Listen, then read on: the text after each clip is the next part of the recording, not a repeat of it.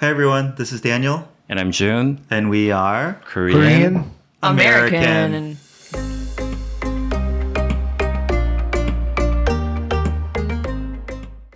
We put a little pause in for the intro music. I'm like, Hey everyone. So, Hello. Good morning. morning. morning.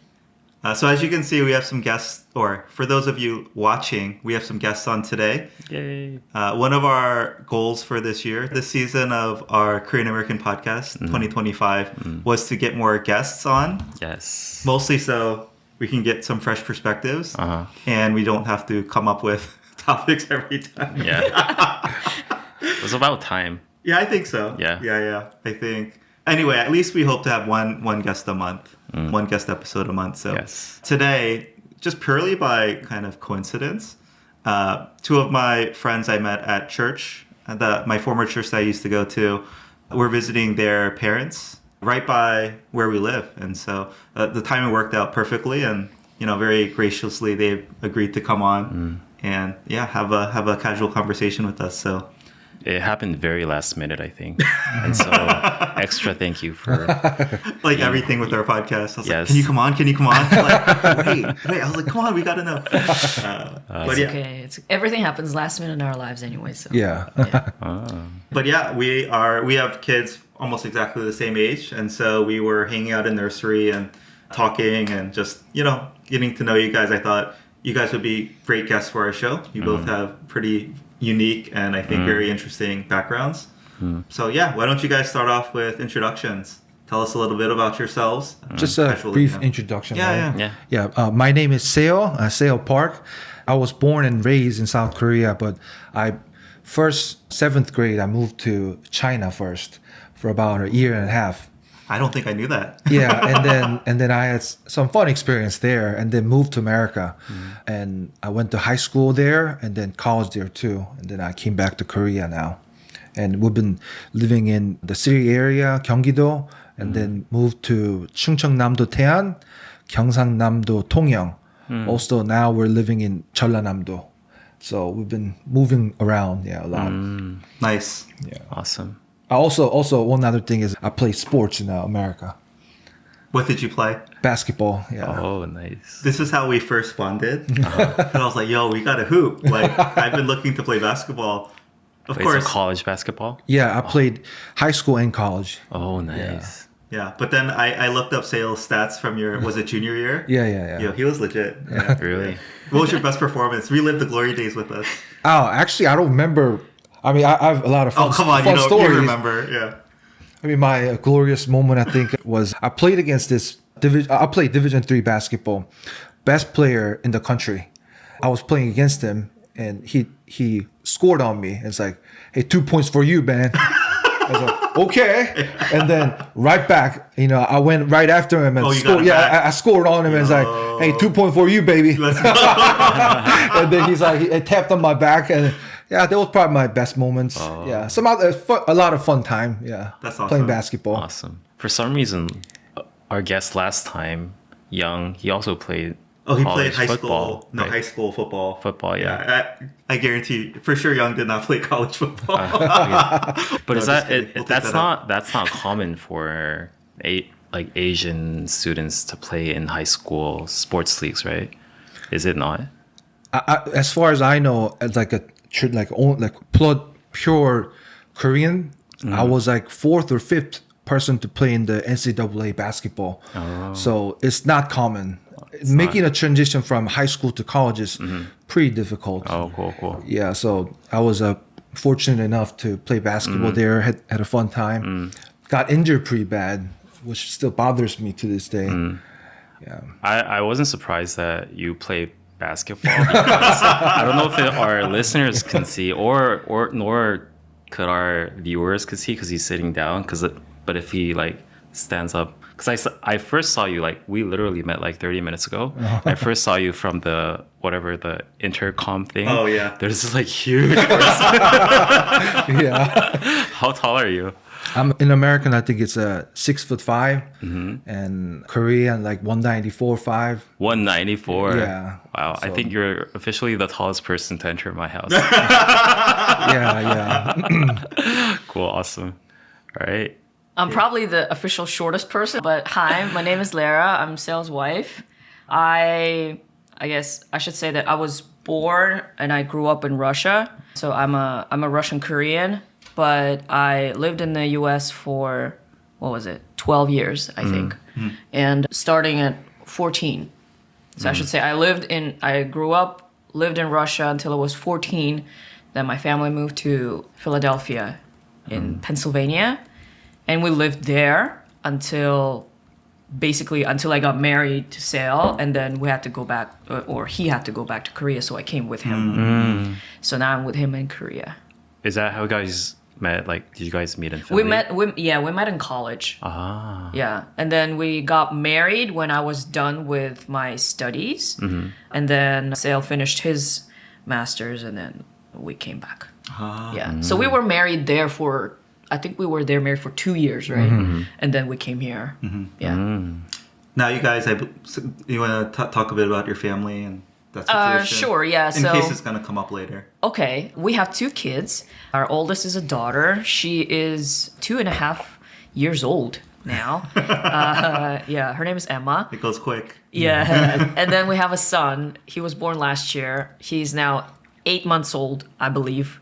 And his name is Seth. And yeah, they're two very nice kids. And I'm saying that because they're mine. But actually, I don't have much reference points, but I think they're very nice. I can attest. You guys are good parents. I don't think it has anything to do with us. They're just like chill.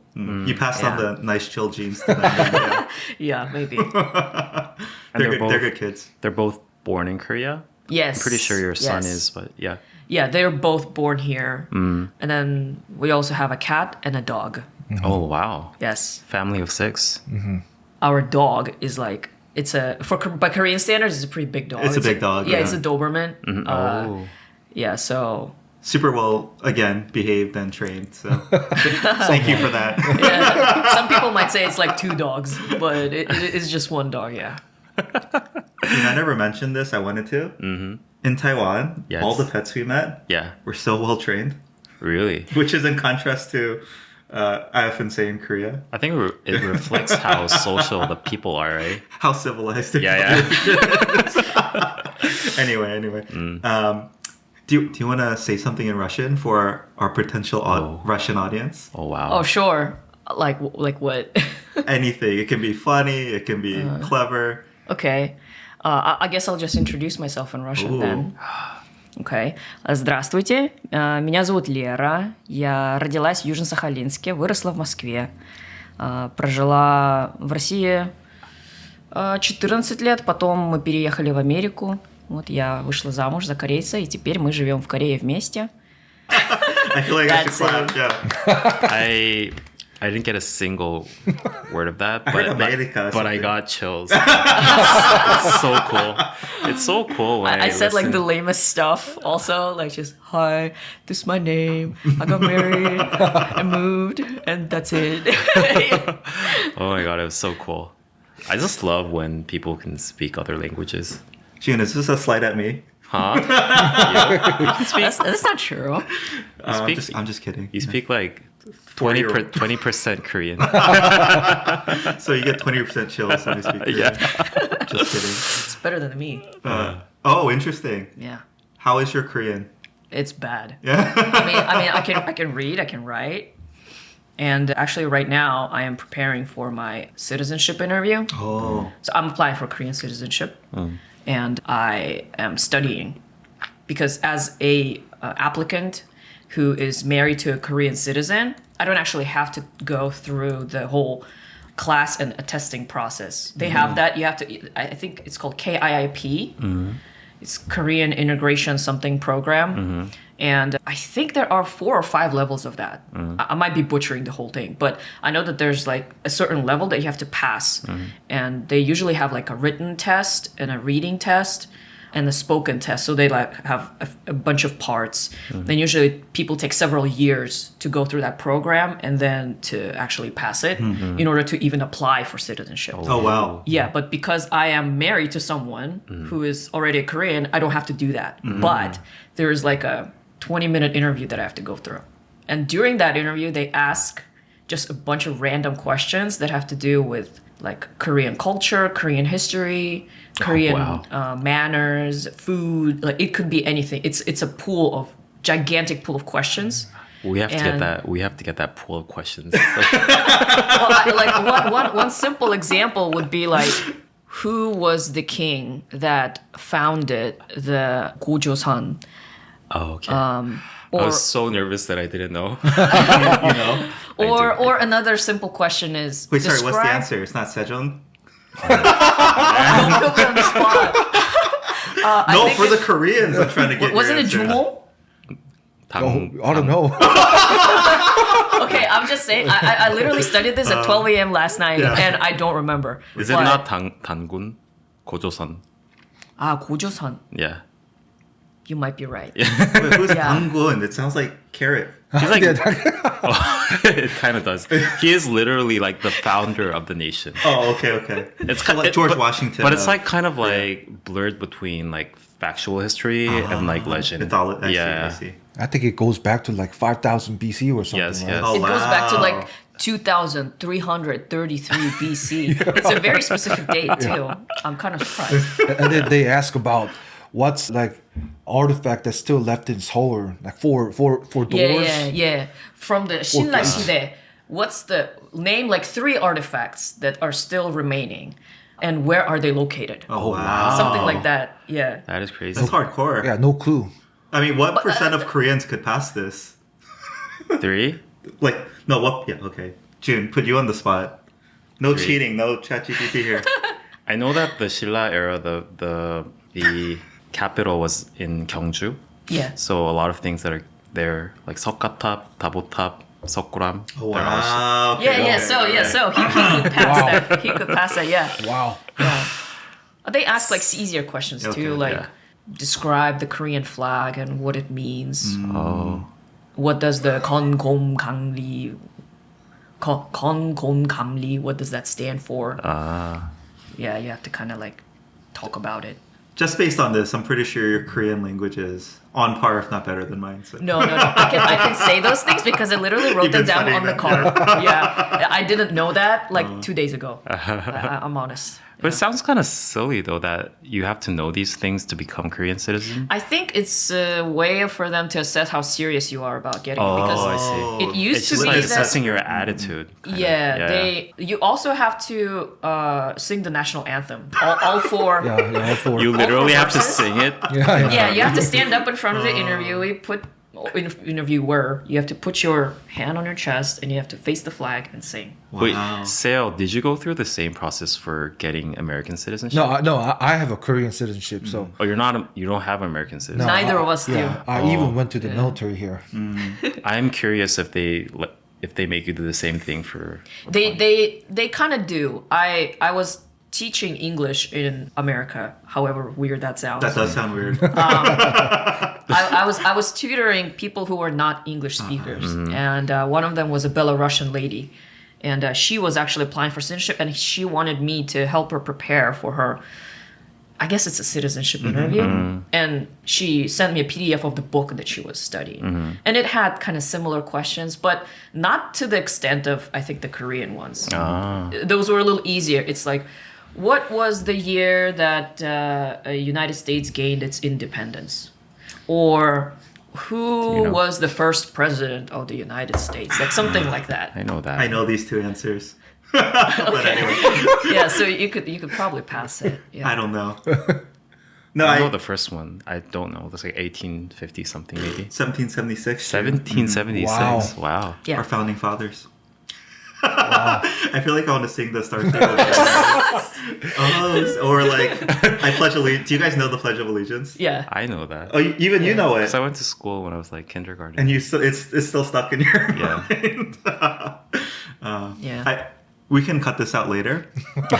But if I were you, if I were thinking of, okay, Korean citizenship, whatever, and looking at your background, I would dig into your Russian history.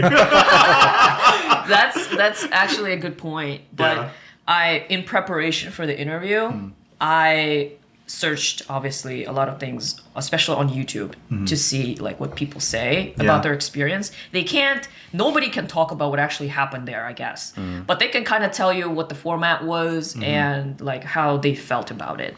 So there are a bunch of videos that you can go on YouTube and you could just check them out. But every single one that I saw, they were all like these ladies from the Philippines or from Vietnam or Thailand. They were all kind of Southeast Asian. I noticed like a pattern. I don't know if those are the only ones that upload to YouTube or something, but I think a few years ago, I don't know how long ago, the process was a lot easier. But then I think the government kind of found out that there were a lot of fake marriages and there were a lot of scammers. Spies and scammers, whatever it was. Are you serious? Really Yeah, spies? so they Yeah, really tightened the criteria for citizen like naturalization by marriage.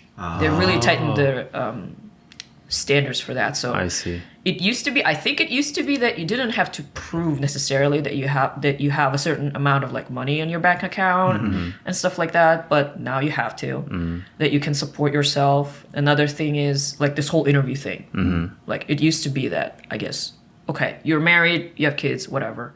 But now you have to do all these things. So that's why I think the questions are intentionally a little bit hard so that not just your average anybody can just come up with answers from common sense. It's gonna have to be like, oh, you have to actually put study. in effort, to study for this. I mean, sorry, we'll move on from this, but will they actually fail you if you don't pass a certain percentage? Yeah, Oh, wow. you get two tries, and if you fail both, you have to reapply the whole process all over. Wow, that's crazy. Okay. That is legit. That is crazy. All right. So one thing for all of our guest interviews, we ask as by way of introduction, where on the Korean versus American scale do you think you fall? 1 being, super Korean, 10 being, what's the example we bring up for a 1? A 1 would be like your typical like Korean a저씨. Okay, yeah. Yeah. And then 10 being, super American, like, let's say Donald Trump, I don't know, right? So very American, right? So where do you fall on that spectrum and, why? I think I'm probably close to 6 to American side because I just grew up there and how I think, free language, say whatever you want.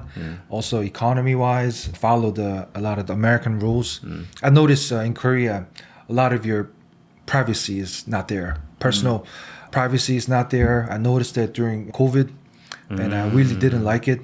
Like at some point, we weren't, because we didn't get vaccinated. We didn't have option to even go to a grocery store. Oh, wow. Yeah, so I think I'm a little bit more closer to America, just slightly. Yeah. Sorry, and again, when did you move there and how long did you live there for? In America, so high school, and then I did my college, but I also got my master's. And then we stayed like a 1 year after. So I lived there over 10 years, I think. So roughly like 13 to 23, is that it? Yeah. Okay. Yeah. It's interesting you say you grew up there, but you moved there when you were 13, right? Right. Yeah, it's interesting Yeah. to me. Yeah. Okay. I moved to America in 2007 and then left 2019. But because I am not an American citizen or a Korean citizen yet, Yeah. I think I have to break down my scale a little bit. So in terms of Korean versus American, definitely more on the American side. I'd say like a 6 or a 7 maybe. But I would say I'm actually 8 or 9 Russian. Oh, wow. Because I grew up there. Yeah.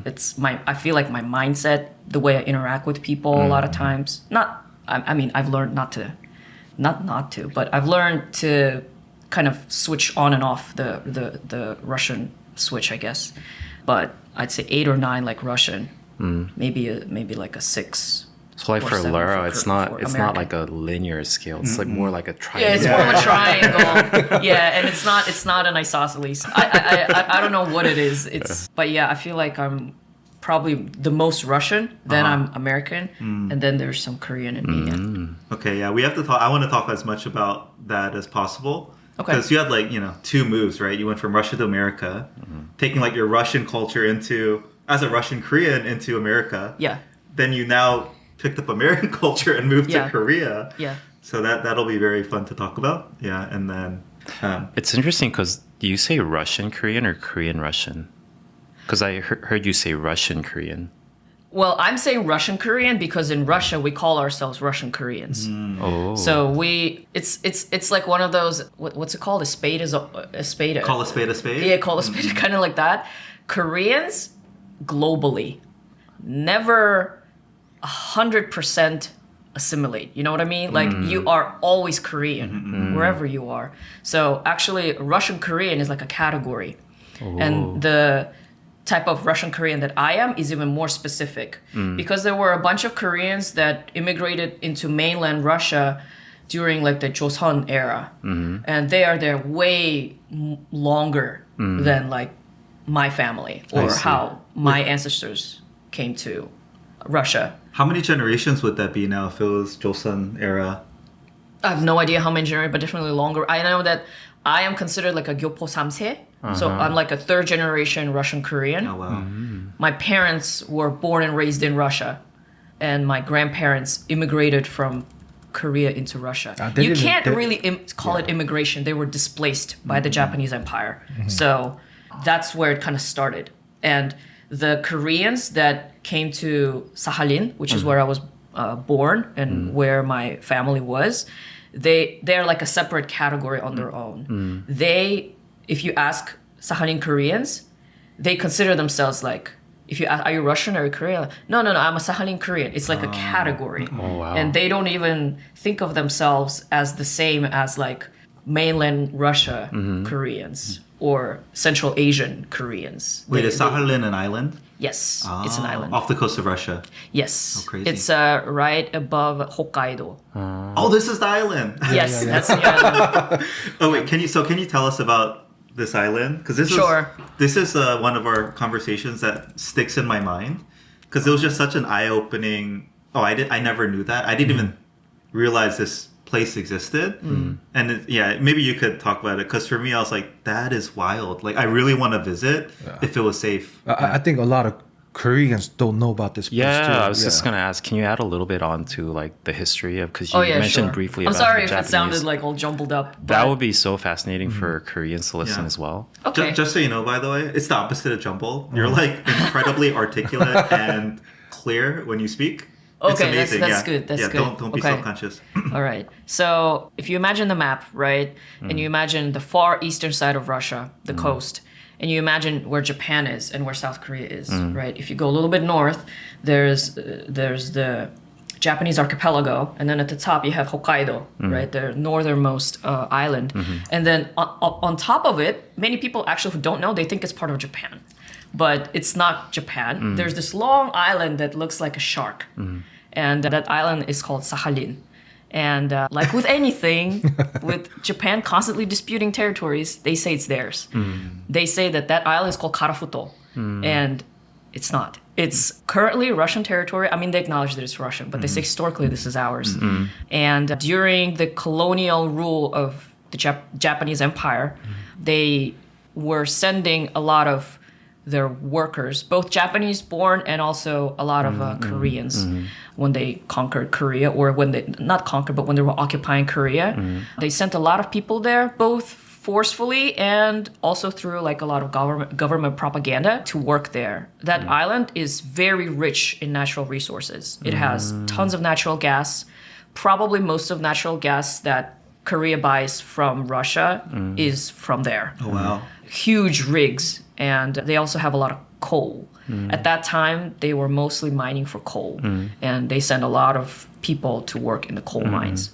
But also a lot of people just to populate the island, specifically the southern tip of it. So you're saying it was Japanese territory during the colony So era? during the Japanese colonization, they were occupying the southern tip of that island. Oh. Because it's the closest to Japan, but also because the rest of the island actually is, I don't know, it's like Siberia. It's Uninhabitable. it's not more that or it's less? uninhabitable, but for some reason nobody lives there. They have a lot of bears Yeah, and black bears. wolves and yeah. Wild. It's wild there, yeah. When I said I wanted to visit if the island was safe, I wasn't thinking about wildlife. It's safe to visit, and okay. actually it has before the Russian-Ukrainian war, you could easily visit. It's like a 3-hour flight or something. Wow. And there are tons of Koreans there. There are still some Japanese left there too. But yeah, to get back to history, I guess, when Japan was occupying the island and they brought a lot of Koreans there too to work, to live there. So my grandparents on my dad's side, they went there, I guess, willingly for opportunity, because there was this Japanese government propaganda. Oh, you go there and you live there and we'll pay you a lot. And you can make a whole bunch of money there. It's like a land of opportunity. So he moved there with his wife. And all of my aunts, my dad, they were born on the island. On my mom's side, it was a little bit different. My mom's side, actually, they were some of the OG Christians in Korea, and Japan did not like those. So they persecuted them very heavily. They put, at that time, my my great-grandmother's church pastor in jail. I believe he passed away there. But everybody scattered. They fled. And I'm not exactly sure for what reason. I don't remember. But my grandma my great-grandma with her children, which my grandma was one of them, they moved to the island. I'm not sure if it was exactly to escape persecution or because, again, there was some sort of government propaganda or anything like that. But they also got displaced. And everybody stayed. All the Koreans that stayed on the island, they were all thinking, we're going back. Yeah. We're here temporarily. But the war ends, Japan loses, and they just pull out of the island. If I remember correctly, the island got bombed. Yeah, after they pulled out. Yeah, bombed and they just left all the Koreans there. So, sorry, Japanese pulled out and then they bombed it. So the Japanese, after they lost the war, I guess they had to pull out of all of their places where they were not there rightfully, I guess. So they quickly kind of like packed up and they told the Koreans that were on the island, there's actually a monument for that there. They told them that you come to this port on the south of the island and a boat will come, we'll take you back. And I was like, okay. No boat came ever. There was a train station where they also told people, come here, and the train will come pick you up, take you to the port. That's where my great-grandma actually, on my mom's side, went with my grandma and her siblings. And that's where they stayed for a while because the train's not coming.Maybe it's late. Stay. So they waited for the Japanese to take them back. But obviously, nobody ever took them back. And at that point, because Russian forces, they were coming in and taking back the island, they would say. And they decided to preemptively do a strike. So they bombed just a bunch of areas that they thought nobody was there. Well, Koreans were there waiting for Japan to pick them up, take them home. Wow. A lot of people died. A lot of people at the from the bombing. Also, a lot of people who waited at the port. They were there for like not just several days. I think they were there for several months, just waiting. Yeah, nobody came, and then okay, whatever, just go back, and they stay there, and then that territory becomes Russian or Soviet Union, and these people become subjects of the Soviet Union now, and it's a really awkward and sad part of history. But most of the Koreans that are there now, they're there by choice. They could technically go back to Korea. And there's actually a program that Korea has in collaboration with the Japanese government. It's the relocation of Sakhalin Koreans back to Korea. So the Japanese government, I guess, pay for it. It's a little bit like reparations, I think. But anybody at that, so far, anybody born up to the year 1945, could, if they wanted to, move to Korea. They could get a government-sponsored apartment and a stipend or a pension from the government, and they could actually retain their Russian citizenship and become Korean citizens at the same time. So now they're working on expanding it to not just 1945, but anybody up to 1960. It will probably pass the law, from what I hear. They're almost there. But yeah, they have I guess it's like a repatriation act. I see. For Sakhalin Koreans specifically. Yeah. If you go to an immigration center, they actually have like leaflets specific for Sakhalin Koreans. I wonder what the sentiment of the Sakhalin Koreans would be. Like, do they really want to be a part of that program? Are they very willing to come to Korea through that? A lot of the older generations has already. So I have two aunts who did that. But even like their younger siblings, if they had a chance, they probably won't move because all their family, everybody, all their life is there. They don't even.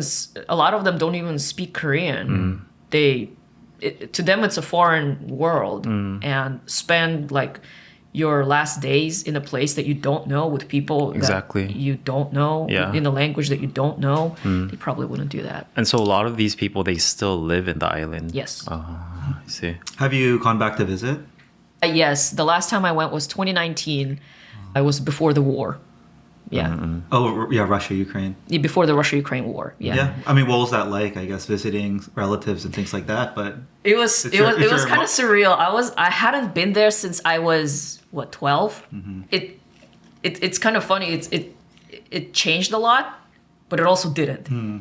Like you go back, and I actually had that kind of feeling like, oh, when I go back, how's it gonna feel? What's it gonna be like? Like, am I still gonna be like, oh, I'm home or not? Or I had like those kinds of doubts and like, am I too American now? Or are people going to accept me or not? Like when I go back. And literally the second I land in Russia, I'm like, yep, this is it. we're back. Like it almost like I didn't leave. Interesting. It's and that's what I mean by it felt like it didn't change.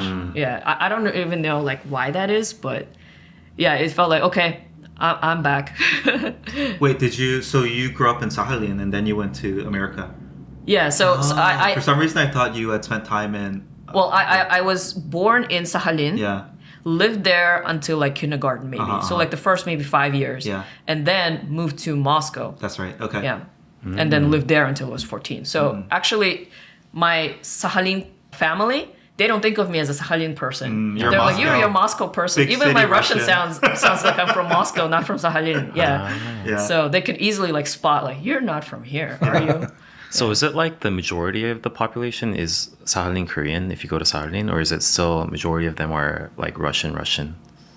Well, it's split up, but it's majority Russian, I'd say. But there's enough Koreans there. I mean, you've been there. Yeah, I think that your uncle told me that it's like 10% is Korean. Oh, wow. Yeah. It's a lot, yeah. Yeah, you go around and it's totally normal to see a Korean-looking person. It's not like, whoa, another Korean. It's, yeah. Can I ask, has it... It's going to sound weird. But like Russians and Koreans are now marrying each other, having like mixed kids, or is it... Oh, yeah. I just want to visit. It just sounds like such a fascinating place for me. I don't want to... But I know it has a tragic history, but it just sounds so interesting. Oh, it's great touristy place. Yeah. People, I think like a lot of its economy is actually based on tourism somewhat, especially for people who like fishing. It's a fishing heaven. Yo, wow. Seil, I know you love fishing, bro. Yeah. I was catching fish left and right there. Caught so many salmon there. Yeah, I mean, there were so many salmon just coming up. You could just hook them on their side too. That many. Yeah, that you many. can fish. I never thought that you can fish salmon from the... No, you have the to river. Oh, it's a river. Yeah. They come to the river to spawn, lay eggs. Yeah. But the funny thing is, it's a little bit interesting. There's no fishing license. But there's like this weird patrol police goes around, and when they come around, everybody just pretend like they're not fishing. Yeah. They're just with the rod, just standing around, and they ask you, "Did you catch it something?" It's like, "No, nothing." He walks back, we start fishing. It's a little bit weird. That's actually, those are from the fishing farms. So Oh, you're stealing from the fish farms, bro. they are saying that you're stealing. It's like, it's one of those like, oh, if it came up like this far into the river, this is ours now. Yeah. So people are like right at the mouth of the river, and they're like trying to snag and catch. Yeah. Yeah, Dude, we but- could talk about ways that, my dad also had all the tricks for avoiding, like, past the limit. But he would hide in the weirdest places. Oh, that's remember we were there, Sakhalin, we were fishing at the beach, caught like this nice salmon. And then we see the patrol car. It's like, quick, bury it in the Yeah, you sand. gotta bury Bury it in we the just sand. bury They the come sand. up, they're like, what's up? Like, hey, what's up? Caught anything yet? Nope. And then like, okay. And then they drive off, but they don't drive off far. And you can tell they're sitting there watching Waiting us. for you to make a mistake. And we're like, do we pack up now? It's Yeah. like, okay, back up. What about the fish we buried in the sand? So just let it leave go. Let it Yeah, slip. yeah. Yeah, it was such a good catch, and we just left it there. Oh no. it's a funny, typical thing in America too, where Asian people get caught having over the limit. Oh, yeah. Yeah. Either you eat it right away or you just, like, spread it out with your friends. Oh, yeah, or yeah, whatever, and you get it back later. Right. You brought your kids, so you fill up They their got two. They got two. Yeah. But one interesting thing about Sakhalin Koreans is that Korean these days are very tall. But you go there and everybody's like 100 years ago, like very short. I thought that was pretty interesting, since they're eating same thing as the Russian people there. They're pretty tall, but like the Koreans there stayed pretty short. So I think that's a pretty interesting fact there. Is that like the Japanese influence, maybe? Could be. Could Japanese be. Dude, what are you saying? Japanese people are. No, I totally know what you're saying. Yeah. Yeah. Do you know? Okay, Say it. literally, The statistics show. at one point, Koreans used to call Japanese people 외국 or like 외놈 as a more derogatory term. Okay. And the Foreigner. No, it's a different way. Oh. The way refers to small. Oh. They're Not known 외국. to be like 외소하다.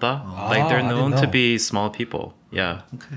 And even till this day, if you go to Japan, I told you everything's a bit smaller. No, I know. This conversation just makes me uncomfortable, right? Like, we can't talk about race this way, Jun, as Americans.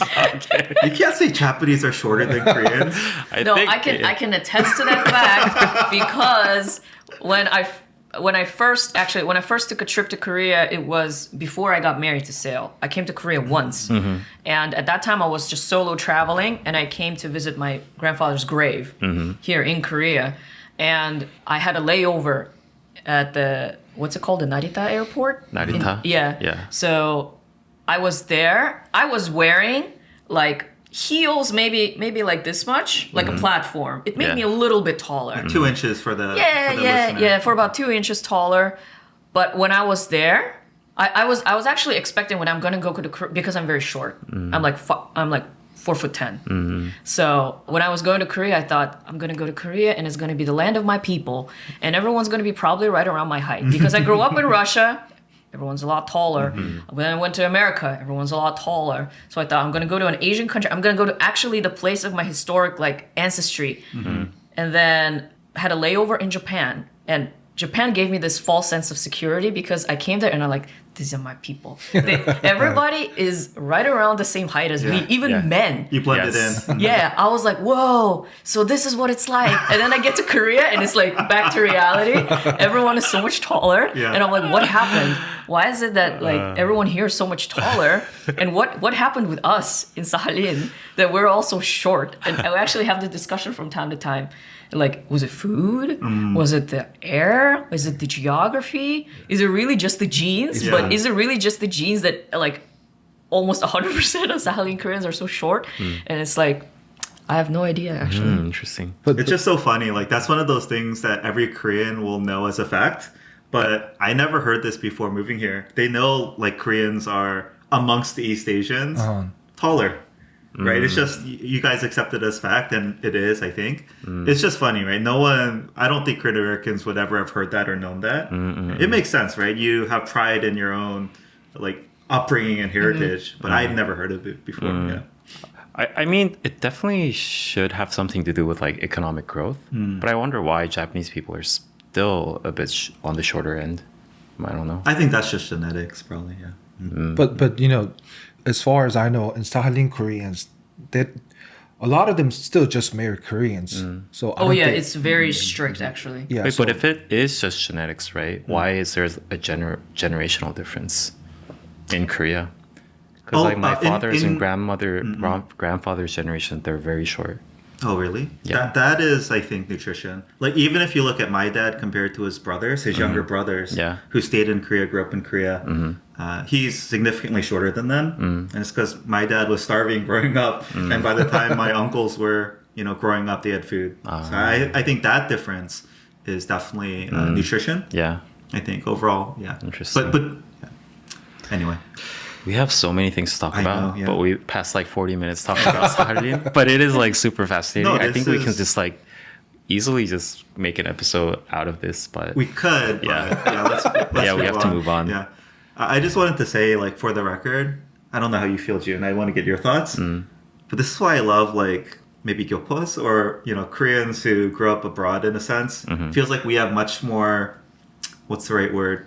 Camaraderie. Appreciation, just like desire to honor our history, our heritage. I mean, you're way more knowledgeable than I am.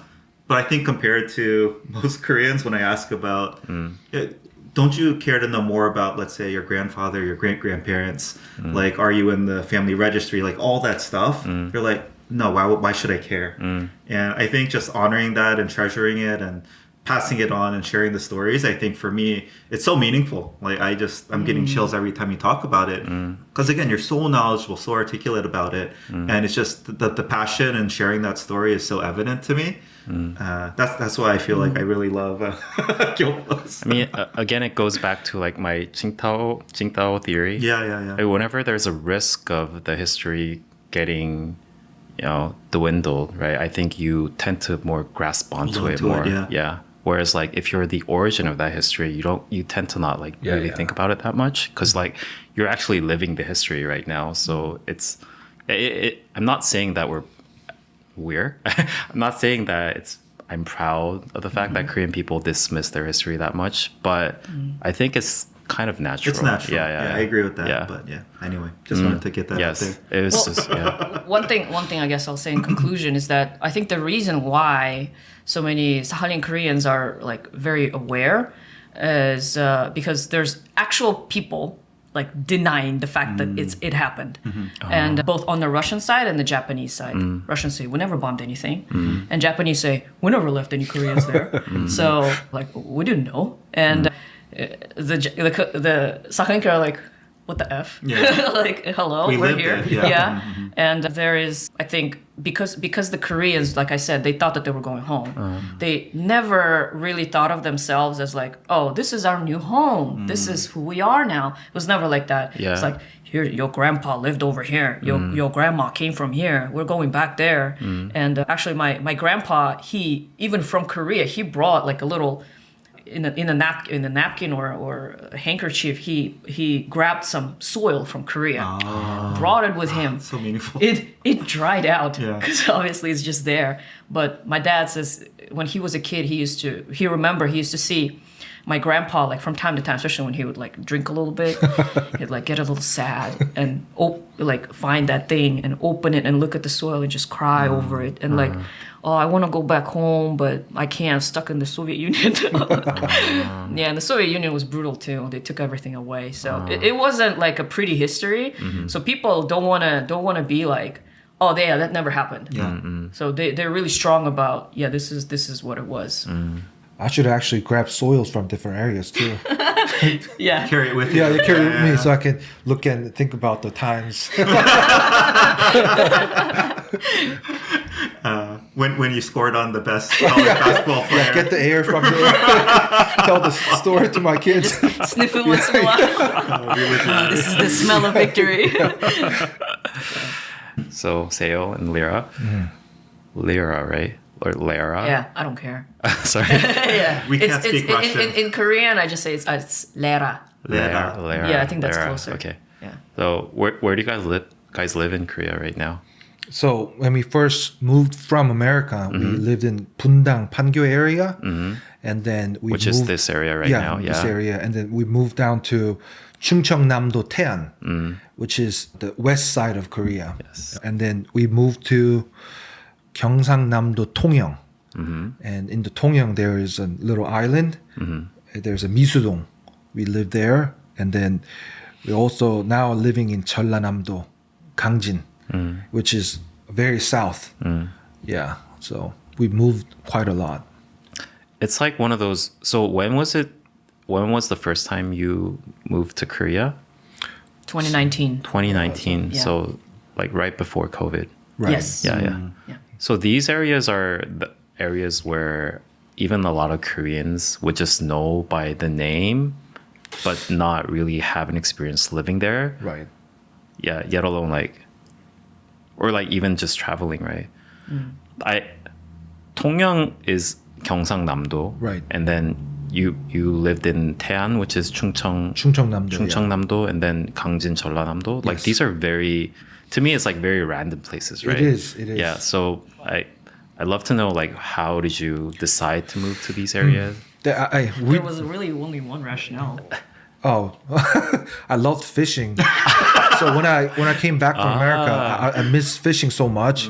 Like I was at work thinking about fishing, but in Korea I find out to have a good fishing session, Yeah. you have to go to places where there's no people. Ah. Because fishing pressure near the Sudokon area, Seoul and Gyeonggi area, heavily pressured, no fish. You Yeah. go there, fishing 12 hours, catch nothing. Yeah, shoulder to shoulder. Yeah, shoulder to shoulder, and people get into fights because they come already pretty angry from their work, and then nobody's catching anything, right? So like they put their anger on people next to them. So That sounds miserable. it's miserable. Yeah, and you're stuck in traffic for Yeah. like 4 hours. Oh, exactly. And being too. younger too, the old people are probably get in line, right? Yeah, but actually, But you're big. older people think that I'm. Funny is, older people think that I'm their age. So nobody really told me anything about that. But so we were living in this area, and then moved to Chungcheongnam-do. I was actually serving in the military, but doing a substitute service because my knee was bad. We moved there because fishing was good and had a great time fishing, and also met some great friends. People in the countryside are a lot more laid back, and the living expenses tend to be cheaper. And each region has different great food. And Tongyeong was also great fishing, probably the best fishing place in Korea. They have great food too. Yeah, great food. Yeah. All the oysters come from Tongyeong, I think. really? Yeah. All the oysters. Yeah. Yeah, the jokbal from Tongyeong ruined my life because Oh, it's you so you good. cannot have other jokbal after that. We gotta go. After your that, favorite all food. the other Curly. jokbal is gonna taste bad. Is my favorite food. Oh, okay. You Jokbal. have to go. Really? We have a specific place to recommend to get it from. Yeah. Now that I'm thinking, because oyster and jokbal goes well together, maybe Yes. that's why the jokbal there was good. Oh, interesting. Oh my God. Ah, Yeah, okay. I've yeah. never heard of Tongyeong Jokbal. It's. I I don't know if it's like a thing, but there's one place there. Yeah, really good. Yeah, it's Have you super tried affordable. Yumiron? Have you tried Yumiron? Yeah. How does that compare to the? I was disappointed. Yeah, Yeah, you will always be disappointed after trying that. because it was on a YouTube on somewhere, and then I went and tried. It's like so. Oh. Food tour. Awesome. Wait, What else is? Oh. but when you said you chose this places because you wanted to fish there, have you ever? My immediate mind is that have you ever thought about moving to Jeju? Because that's supposed to I don't fish myself, but it's known to be like fishing haven.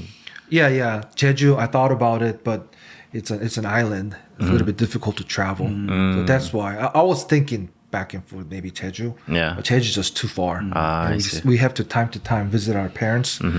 Yeah, so that's why no Jeju. And I think Jeju also, you're gonna get the shoulder to shoulder experience again. Yeah. Really? Too many people. Yeah. Yeah, because everybody thinks of it as a fishing destination, right? I see. Yeah. Tongyeong was good because there's nobody there.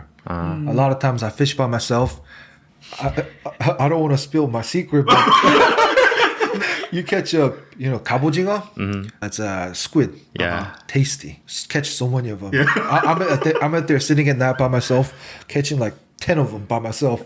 And then just come home and enjoy the food. Dude, this place is about to blow up after this podcast goes out. exactly. Everyone's gonna go down for fishing. But he's pretty good at hiding those. There are a lot of like these people that are not experienced. They release ink, right? So they like when they fish, when they leave, there's a bunch of ink.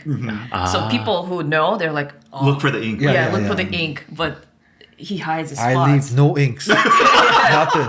Yeah.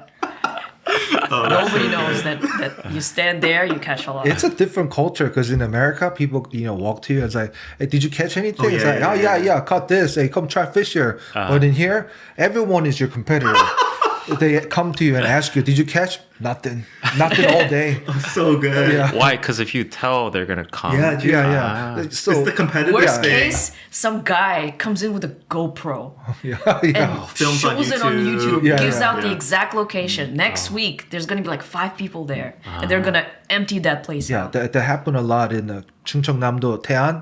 There are a couple YouTubers, and then they go to spots and like they on their thumbnail say, "Hey, run to this place," and like 2-3 days later, it's a tournament there. people, yeah. Nobody catching any. Yeah, nobody catching anything because so many people were there. It's so funny. The competitive like spirit even extends. Of course, if it extends to fishing. Yeah. You're right. In America, there's like a camaraderie between fishermen. It's like, where'd you catch? Yeah, What's yeah. good? Sharing tips and stuff like that. You help each other, but Not in Korea. not in Korea. So you guys sometimes fish together, or We used to fish together all the time. Yeah, all the time. Yeah. Yeah, we went to upstate New York, and they have actually freshwater, big lake. What's it called? Were we at Ontario? Yeah, Lake or- Ontario, and they have king salmon. Oh, And we used to go there to catch salmon. Yeah, it was really good. Pretty good extreme trips. fishing though. Yeah, awesome. a lot of times you see people just because the current is so strong, float down the river. Oh, Yeah, Yeah, it's not good. that's not good. one of my friend actually. Oh yeah. And then Poor guy. poor guy, he just floated down the river. And my They friend- got him. They Okay, got him. good. Yeah, they got him. He didn't die. That was not the last time we saw him. Awesome. Do you want to talk about other food stuff? Because I thought it was funny when you were like, "Oh, isn't it known for good food?" Yeah. So when I first met you and you told me that you live in Jeollanamdo, Gangjin, I actually didn't know that Gangjin was a Jeollanamdo place. But anyways, when I heard Jeollanamdo, I just like my immediate mind was that they must have great food there, right? Because it's Jeollado, right? And then your response was, not really. So I'm a little bit hesitant. Yeah. The town's honor here is on the line. Yeah, I mean our food is personally. Yeah. I don't like it that much. Yeah. But What are they famous for? Is there like bulgogi? yeah, 돼지- we live in 돼지 yeah, 돼지 돼지 불고기. 평양 bulgogi. Those are really good. Yeah. But people have so much expectation coming into Jeollanamdo. Yeah. And I mean the food here, because here's the thing, Jeollanamdo is dying. In my opinion, people are leaving. Yeah. Very old, no kids. So I think in order for a restaurant to get better, there should be enough competition.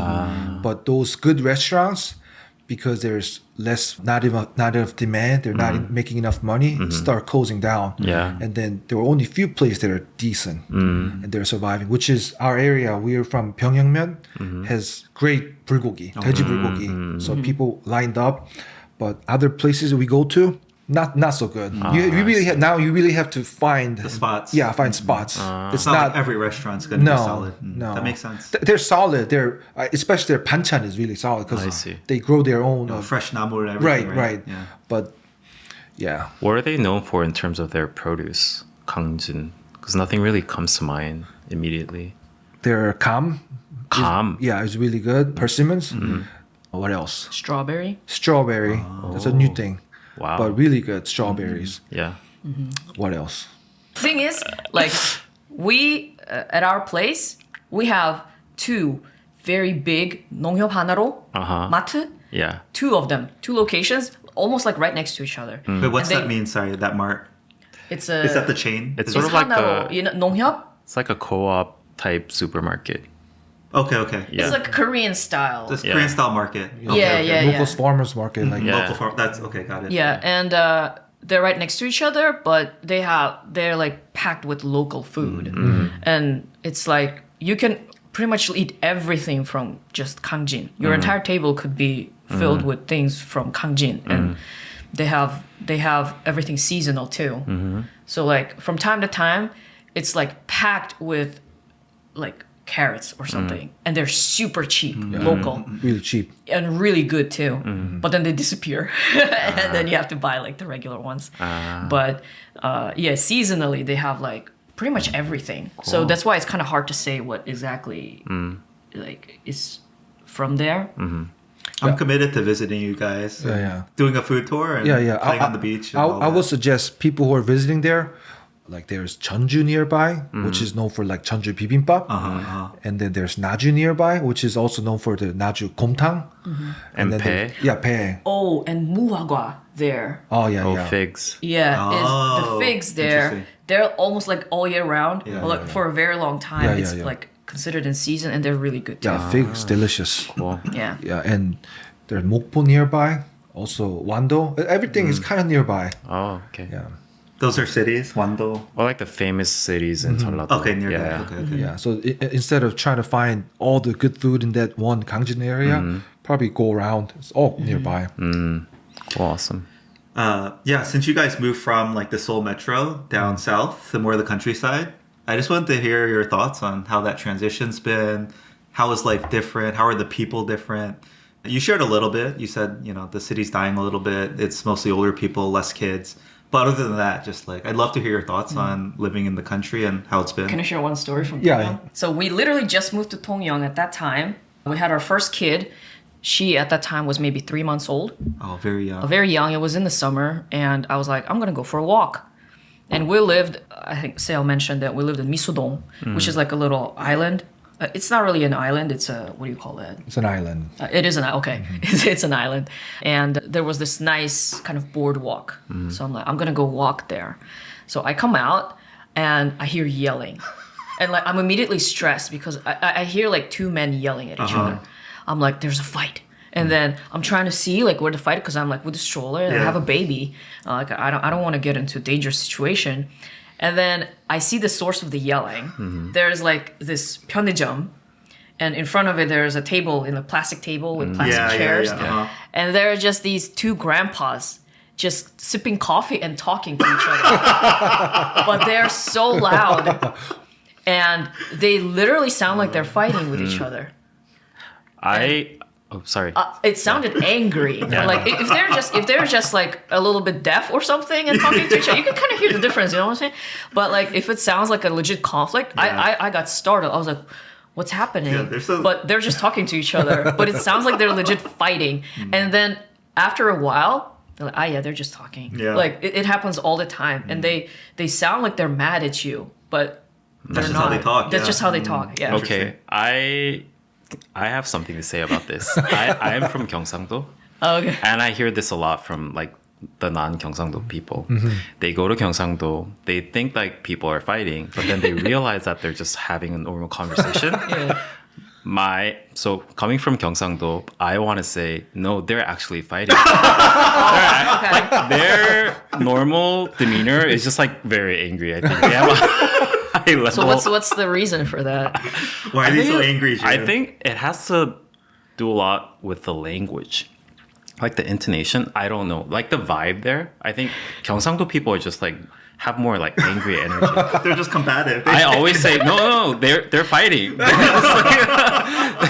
in like a Seoul person standard, yes, they are fighting. I don't want to sugarcoat it by saying, oh no, they're just having a normal conversation. Yeah. I think no, they're just actually fighting every day. Okay, so I guess sitting like laid back in front of a Yeah. panajong with some coffee. Yeah. That's fighting. But they're like kind of angry, I think. Wait, now I'm curious. Seo, where did you grow up in Korea? I grew up right around this area. Oh, I see. Yeah. That's why you first came here. Maybe is that why? Because My parents are here. I see. That's why. I kind of thought that maybe you're from or more 시골 area? Because No. I saw a lot of people who come from 시골. Uh-huh. Are you allowed to say that? Is 시골 not a It's not a derogatory thing, is it term? not? Okay, all right.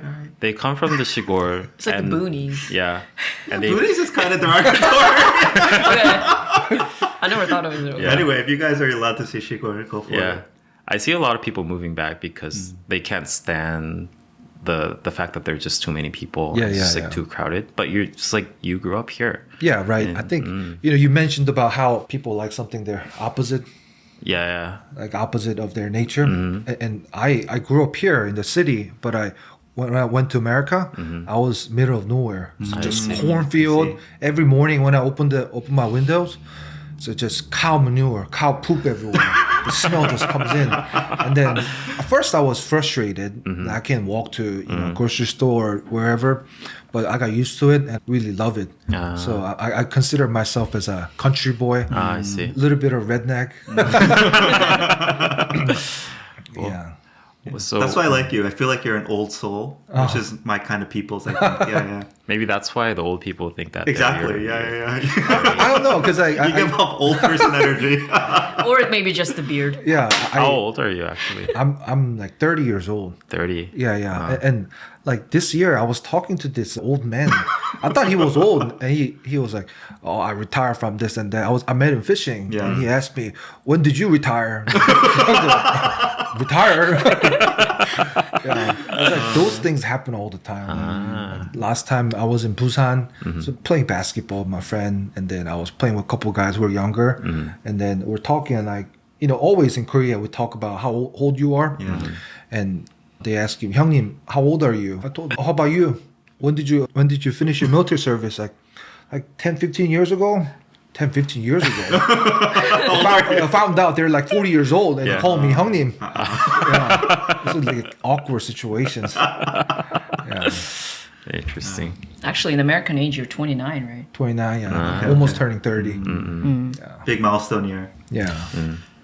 Lera, you were sharing about your experience going to a supermarket and like buying the carrots or whatever, the produce there. I was just like imagining you going to like a 시골 supermarket, and you told me that you don't speak the best Korean, and like I like it was really difficult for me to like depict that picture of like this person who doesn't speak Korean living in a Korean 시골. So that got me to think like, what is your life like living in a 시골 area if you don't really speak Korean? And like you must be like probably the only couple in Gangshin that's like not Korean maybe, or like maybe like the foreign workforce. Surprisingly, there's a lot of foreigners. Yeah, Yeah. I that's what I heard. If you go to 시골, you see a lot of like foreign people, Like migrant worker type? Yeah. A lot of them they kind of look like they're from Southeast Asia. I think some of them are Muslim. Their women cover themselves. Yeah. And I don't know how I've never heard them speak Korean. They usually always speak in their native language, but they usually also travel in like packs. So you never see a solo one. There's always like a group of them. But I look Korean. I am 100% Korean in terms of my like blood, and so nobody even like cares. Questions. It's a Korean lady with 2 Korean kids. Yeah. Like as long as I don't open my mouth, nobody's gonna know. So I usually don't open my mouth. But when I do, I feel like on a very basic level, I understand what's going on and I can communicate what I need, and no one's even gonna know. I think when it comes to like, we actually visited elderly ladies. I don't know if I need to explain what that is. It's like At least translate to for English. It's like a Okay. 노인회관. yeah. So in each village has their own like a little community center. Yeah. They have one for grandpas and one for grandmas. So one for Really? men and one yeah. for women. I Yeah. did not know that they're So separate. we, to kind of introduce ourselves into the town, And because we have little kids, one of them is a little baby. They all want to know the baby. They all want to like talk. And there's no young people. Before we moved into our little town, the youngest baby that they had was 14 years old. Oh my God. So we move in, there's like fresh blood. They say, crazy. I haven't heard a baby cry in like 14 years or whatever. Wow. So obviously we went in and they have like a little bit of saturi. And sometimes I have no idea what they're saying. Yes. But I nod. Yeah. Yeah. It's that heavy. It's hard to understand. I think it was a lot harder at Tongyeong. Oh, Yeah. yeah, the harder in Tongyeong. I think funny thing is Jeollanamdo people think that they don't have any accent. Yeah. And the thing is, like, I'm gonna skip from Gangjin into Tongyeong. In Tongyeong, we went to a church, and how old was that grandma? Was she 90? Yeah, 90 something years old. Yeah. Oh God, 90-year-old Tongyeong 할머니. I bet you can't understand most of it. I genuinely had no idea what she was saying. Yeah. But she was very nice, and she always wanted to talk to me about my kids. Yeah. Because there too, they don't really have a lot of kids there. And it wasn't that bad. It's not that bad at Gangjin. But at Tongyeong, it was like a foreign language. Wow, I did not understand what she was saying. I think 전라도 사투리 is a bit closer to 서울. I think so. Than 경상도. Yeah. Okay. Yeah. I think most Seoul people, if they met that 할머니, they wouldn't understand what she's saying. It's just like 경상남도, they use like different words. Like, Yeah. For example, like 청양고추 Yeah. is called 땡초. Oh yeah, thank you. Yeah, and those like new words, like I had no idea. And obviously, I have no idea. Yeah. Because I'm learning Korean. I think for me, I try to just speak like intelligibly so that I don't really care if people are like, oh, you have an accent or this or that. Because I feel like as long as you can communicate yourself clearly to somebody, if they think that my Korean is not good, like fine, whatever. Like as long as what I intend to say gets communicated. But Seil has told me that people, who was it, either in Busan or somewhere, was it in Busan, Gangjin? Yeah, somebody told you. They were like, wow, you speak so softly. Quietly, like gently. Like, I think it's more What did they say exactly? feminine feeling for 경상도 people. Yeah. what did they say exactly? It's like so gentle. Yeah. Speak. And like I have no, I can't really tell the difference. Yeah. I can tell the volume difference and like the level of anger. the rage in your eyes. I can tell that. But when people just speak normal, I can't really tell. Yeah. because I just don't know those kinds of things. Yeah.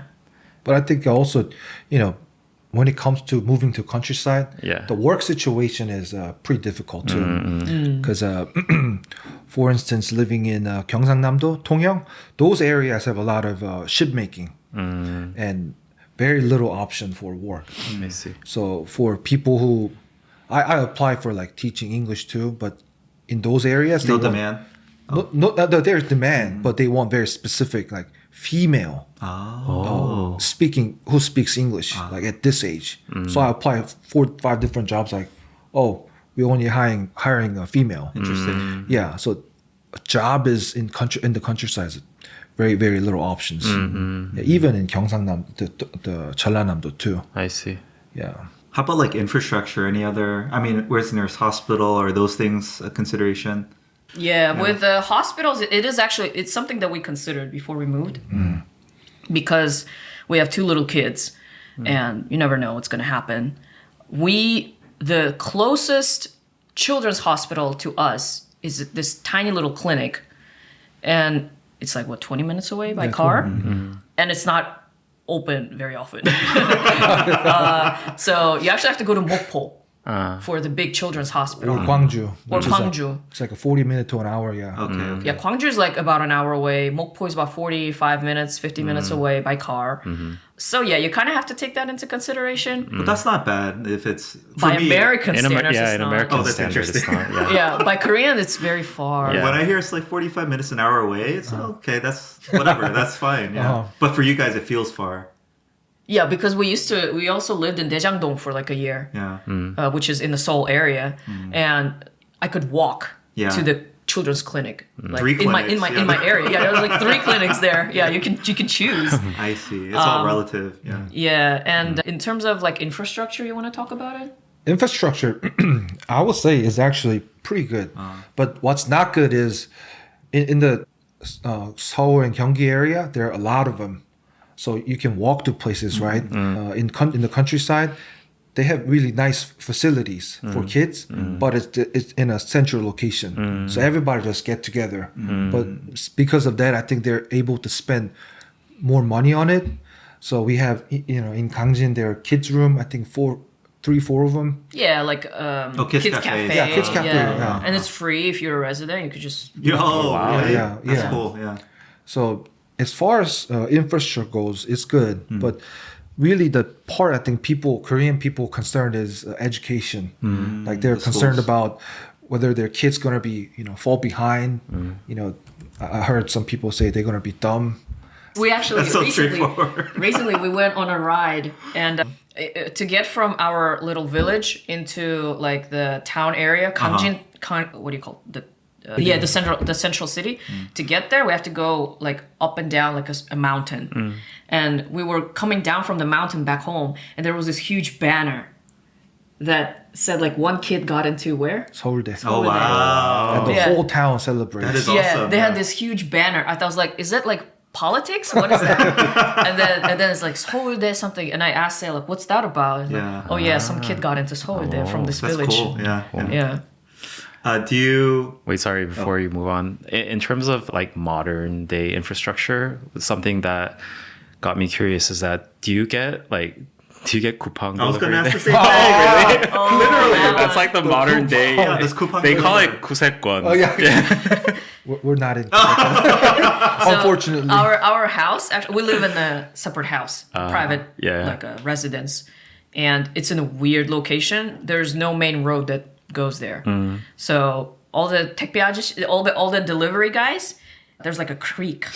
That's where you drop off. Creek road, they have to stop there because the truck doesn't go. It's like too narrow. Actually, that whole area is like an old village area. So they preserved how the streets were. Yeah. Super tiny. Every car gets scratched there. Yeah. Because they also preserved the walls, the stone walls Not even. from the 14th century. They like try to preserve that is it and pretty like cool, though. renovate it. Yeah. It's really cool place to walk through, but not drive. Yeah. Yeah, and so we've gotten a bunch of, especially in the beginning, a bunch of our packages just like, they call us, they're like, where are you? And it's so hard to describe. Oh, and then people get so sad. It's so far. Yeah. They just throw the package and then just leave. And then it's like so common to just see trucks that they're in the area. Their side mirror. All scratched off. No, or just missing. off. Missing. Yeah, it's gone. Yeah, it's like whatever. So you do get 택배 delivery, but you don't have Yeah. coupon, is what you're saying? Yeah, we do. It takes like, even by the rocket 배송, Yeah. it takes like extra 2 days. So so rocket. do But coupon. actually, because it is the same, I think because they now know where we are. It's like the same delivery Yeah, guys. They kind of know where we are now. Yes. Did you know that? So my parents live in countryside. It's like the outskirts of Daegu. If I try to deliver a coupon from there and like change the location there, Yeah. everything shows up like as Rocket +2. Right. There is a category okay. called Rocket Rocket +2. +2. So yeah. people wouldn't know. Yeah. They've never seen it before. Yeah, it's like brown. Yeah, it's brown color. So Why did they have to Yeah, make it's it a downgrade. Extra slow. Yeah. Yeah, extra but didn't slow. you one time order something and it came like next day and we were like, whoa. Yeah, sometimes, it's Yeah. like a new experience. So it does deliver. It's just +2 days. It's not Yeah. 2 days. Yeah. Yeah. By American See, standards, this it's is like what I normal. mean. Yeah. That's like your average experience in the U.S. You can't order at 11 p.m. and it's there 7 a.m. the Yeah. next day. You wait 2 days. You Right. plan a little bit ahead. Okay. Sounds like regular suburb American living. Yeah. That's basically how it is. But for Korea, it's like, so shigol for wow, Koreans. I gotta yeah. wait like Yeah. extra 2 days. Yeah. 45 minutes for the hospital, 2 days for the delivery. Coupon just like spoiled everyone in the Yeah. country. Yeah. How's the air? And Or also, like is there nature. anything you miss about Oh, Seoul? air? Yeah. You would think that air is better there, but because I stay home, right, with my kids, people there, the trash system is not as clear cut. as they in the burn city. it. Yeah, they burn their trash. They right? burn their trash all the Yeah, time. yeah. And you think like, okay, let's air the house out. And like you open it and like, nope. Close it back up. Because the house next door is It's burning their trash. Yeah. Oh my God. Front of us, behind Yeah. us. And actually at first, because like when I came to Korea, like in Russia, I don't know, maybe now they started, I'm pretty sure they don't recycle. Like you just throw everything out in the same pile. Yeah. In America, we did a little bit of recycling, but usually there's like one recycling trash can and you put everything in there. Yeah, box and Yeah, the rest of it, everything just yeah. together. But in Korea, it was like my first kind of cultural shock in a way. It's like, oh, you can't throw out trash however you want. You have to put this here and this there, and there's the 경비 아저씨 always watching you. And like a few times he came up to me, just snatched it out of my hands. I was Did it for like, this you? goes here, this goes here. Yeah, but we came to the countryside, so I'm already trained. Like I already know how to do everything. Yeah. And I'm like, where do we throw out the trash? Oh, there's like a corner of the house right there. You can just put it there. And like, okay. And the first time I like packed everything so nicely, you have to bring your own bags. So we got like these special like see-through bags on Coupang. And then I put like a plastic here, styrofoam here, and we put everything on the Aluminum, corner. yeah. And they returned like 2 of the bags that I packed because like, oh, we don't Just burn recycle styrofoam and we don't recycle plastic bags. You throw those out with regular trash. It's different. I see. Yeah, and I'm like, how do I throw out this huge styrofoam like bag, the box? You know, they're like, oh, you just break it down and shove it in the regular trash bag, and I'm like, okay. So And yeah, I asked my neighbors like, how do you throw trash? And like, we don't. We just burn it. yeah. So all the people in the Seoul and Gyeonggi area are recycling. People in the countryside just burning all the trash. yeah. Even in Paju, Munsanut, they burn their trash. You don't have to go that far out of Seoul and burn their trash. Yeah. All right. Yeah. Okay. Lara, maybe I want to ask you now about, you've had 2 kind of huge cultural transitions, right? Yeah. One from Russia as a Korean Russian, a Russian Korean, Yeah. moving to America.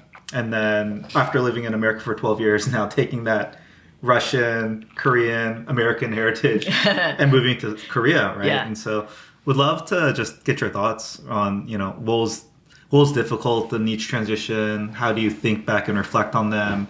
And how did those moves kind of incorporate into your life and make you who you are today? When I moved with my family to America, first of all, when I was in Russia, I don't know why I always had that thought like I'm gonna move out. Of Russia. Yeah, Oh, I didn't want to live in Russia. And I remember having that discussion. Like I moved out right before I entered high school. So I remember in middle school with my classmates, we had that discussion, and I was like very vocal about I'm moving out here. Like I'm not staying here. Like I'm gonna live somewhere else.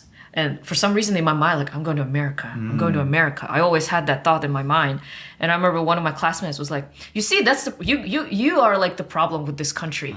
All you guys just want to move out." Who's gonna fix this country? It was like elementary and middle school discussion, and I remember thinking like, well, not me. Because I'll be in America. Yeah, peace. Like I'm getting out of here. And so when we got news that we didn't think that we were gonna move permanently. My dad, he actually converted to Christianity. He became a Christian and was very passionate about becoming a pastor. So my dad became a pastor, and he was pastoring a church in Russia for something like 5 years, but he wanted to get his education to the next level. And at that time in Moscow, where we lived, they only had like one seminary, and it was established actually by Korean missionaries. Wow. Interesting. And they were in collab with some of the American missionaries as well. But it was very small and very limited. And so one Korean missionary pastor told my dad, like, if you really want to take your ministry to the next level, you probably should go study in America. They have really good seminaries there. And so my dad applied to a bunch, some on the West Coast, some on the East Coast, and he got into Westminster, which is in Philadelphia. And I remember, like, in Russia, your letters never come in these brown... Manila envelopes. Yeah, they never come in those. And we got that envelope, I remember. And I was checking the mail that day. Oh, wow. I got it. I was like, whoa, My this dad is got it from in there. this is from America. I knew exactly what it meant. I didn't open it because it's not mine, but I brought it like to my family. I'm like, oh, here it is. So they opened it and like found out that my dad got in.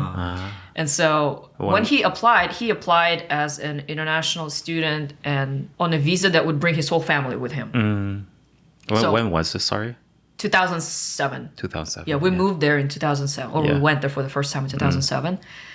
And I remember I had to keep it a secret from all my friends that we're moving to America because my dad was like, we don't know yet. Do not tell anybody until we're 100% positive we have the tickets and we're ready to go. So I had to keep my mouth shut. It was so hard because I was so proud of the fact that like, see, I told you, I'm getting out of here. That's kind of how it felt for me. And I always wanted to go to America. So I think when we moved to America, I had like totally rose-colored glasses. Everything was good. Like I was so excited, like everybody speaks English. And look at I mean, it might sound racist, but look at the black people. It's like it's my first time seeing a black person. Like maybe not my first time, but like my first time seeing so many of them. And it's like everybody speaking English and like, whoa, I'm in a movie. That's kind of how it felt. Looking back, it was bad. Like it was. You were in Philly. It was hard. Yeah. We didn't live in downtown, and actually, it was nice that we actually got to stay with a very kind gentleman living in like a suburb right next to Philadelphia, right outside of Philly, and it was a very nice neighborhood. And from there, we moved to a place called Jenkintown. And that's where we settled for a while, and it was a very nice place too. Very kind people, and I think that's what really helped kind of solidify in my mind that we're in a good place. But it was hard in terms of like my dad is a student. And he had a part-time work as a janitor at the seminary. My mom's not allowed to work. I'm 14. I went to a local school and my two little siblings came too. And they can't do anything financially. So it's really my dad like carrying the whole load. And we didn't know anything, like how we didn't have health insurance, didn't know how that worked, didn't know how the phone bills, nothing, how that worked, because it's so different from Russia. And first year especially like was very hard, but I think because I had such strong internal like drive and motivation to be in America and to settle and to be like I live a life in America now, that those difficulties they didn't pull me down at all. And I actually ended up being the one who, if we get any phone call, my mom was scared of the phone. She's like, I'm not picking up the phone because she didn't understand what they were saying. But because I went to high school, I very quickly kind of caught up, and I would actually pick up the phone. I would pay the bills. At that time, you could pay the bill like over the phone. Now you can do everything online, but at that time, like smartphones were not really like around that much. So you either send in, there's like, the paper bill comes and you sign it and you put the amount and you put like your card number and Credit stuff. card number. Yeah, and then you send it. You could do it that way, or you could call, and that would be a little bit faster. So I would call and I would pay all the bills, and I was like 14 years old, but I did that, and I was very proud of the fact that like I'm helping my family and like I'm doing it, and it didn't feel like I should be having fun and like I should be having my childhood, whatever. Like it never felt that way. It felt like we're surviving here all together, and like I felt like it was a positive experience. I think that's a very classic. I don't know if I should call it a trauma, but the eldest child of an immigrant family always seems to bear that burden. But I'm not the eldest. Oh, you're not? Okay. Yeah, I have an older brother, but I guess when we moved, he didn't move with us right away. Oh, okay, yeah. He stayed in Russia because my brother actually he played the violin. He wanted to be a musician, and he stayed because he got into a music college in Moscow, which is super competitive. But he only stayed there for a year, and then he's like, "This is not for me. Yeah. I don't." And then he joined you guys in. He joined us in the U.S. a year after we'd already been there for a year. So he didn't kind of have that burden in a way. But yeah, you got to play translator, kind of grow up quicker than your peers because you have to do that for your family. Yeah. Is that when you first learned like English? Oh yeah, when you first moved. What was your English level before moving to the U.S.? there's actually a recording from a project in high school that we did. You had to like draw some pictures and then narrate them. I found that like a few years back from now, and I listened. I had no idea what I'm saying. At that time, I felt like I'm speaking English so well. Yeah. But now, like I listen to that, I'm like, whoa, Oh, wow. I don't even know what I'm saying here. The thick, heavy Russian Yeah, thick, accent. heavy Russian accent. Wow. Yeah, So, and do they teach English in Russian schools growing up? Is it an Yes. elective? You yes. are learning So English. in Russia, they have like a system of schools where you can go to just a regular public school, or you could go to the next level is like a gymnasium, and then the next level is the lyceum. And the lyceum is the most expensive one, and they're usually very specialized. And it's considered like for rich kids. And they can learn all kinds of things. And a lot of times it's like specialized in, let's say, German and French or something like that. Or this is a math lyceum. We really emphasize math and this hard sciences or something like that. I went to a gymnasium, and there the specialty was English and French. So I thought that I was like ahead on on those languages. And in a way, I was compared to like your average Russian kid. But when I moved to America, I had no idea what everyone was saying. Yeah. Yeah. So it almost feels like you had a sort of like a fantasy towards living in America or American culture or whatnot. Like, Yeah. is that a normal thing for like Russian kids growing up, or did you have like a special feeling towards the U.S.? And if so, why was that? I don't think it's normal, but I grew up, I was born in 93, right as the Soviet Union fell apart. So I grew up in Russia. I was born in Russia. My brother was born in 91. It says he was born in the Soviet Union. So the floodgates open, right? And all this culture from the West comes flooding in. And when I was growing up, we had MTV. It was like my favorite channel. And all those like silly movies from America, they would like dub them into Russian. Like one guy translating the entire movie like this. Like for all the characters, everybody. Like I watched The Little Mermaid like that. The Little Mermaid speaks, and then, Everyone has the same voice. yeah, and it's this dude translating like, I want to be part of your world, but in Russian. But it was so fun, and like you're like, whoa, like in America, and they show like, you know, some silly rom-com whatever, and they show like high school or whatever, and you see, oh, they have like lockers and their buses are yellow, and whoa, kids drive their own cars, and they eat burgers every day. You said that too. Yeah, it was kind of like that. And like to me, I don't know if every kid was like that, but to me it was really cool. It was different from Russia, and it felt like a lot freer. And so when I came to America, yes, I had that fantasy, but also I think a lot of it was actually true. It's like, there is a yellow bus here, and you can't technically eat burgers every day. And actually, in high school, I gained a lot of weight because it was like, we were considered like a low-income family, so I could get my lunch for 25 cents at that time. Yeah.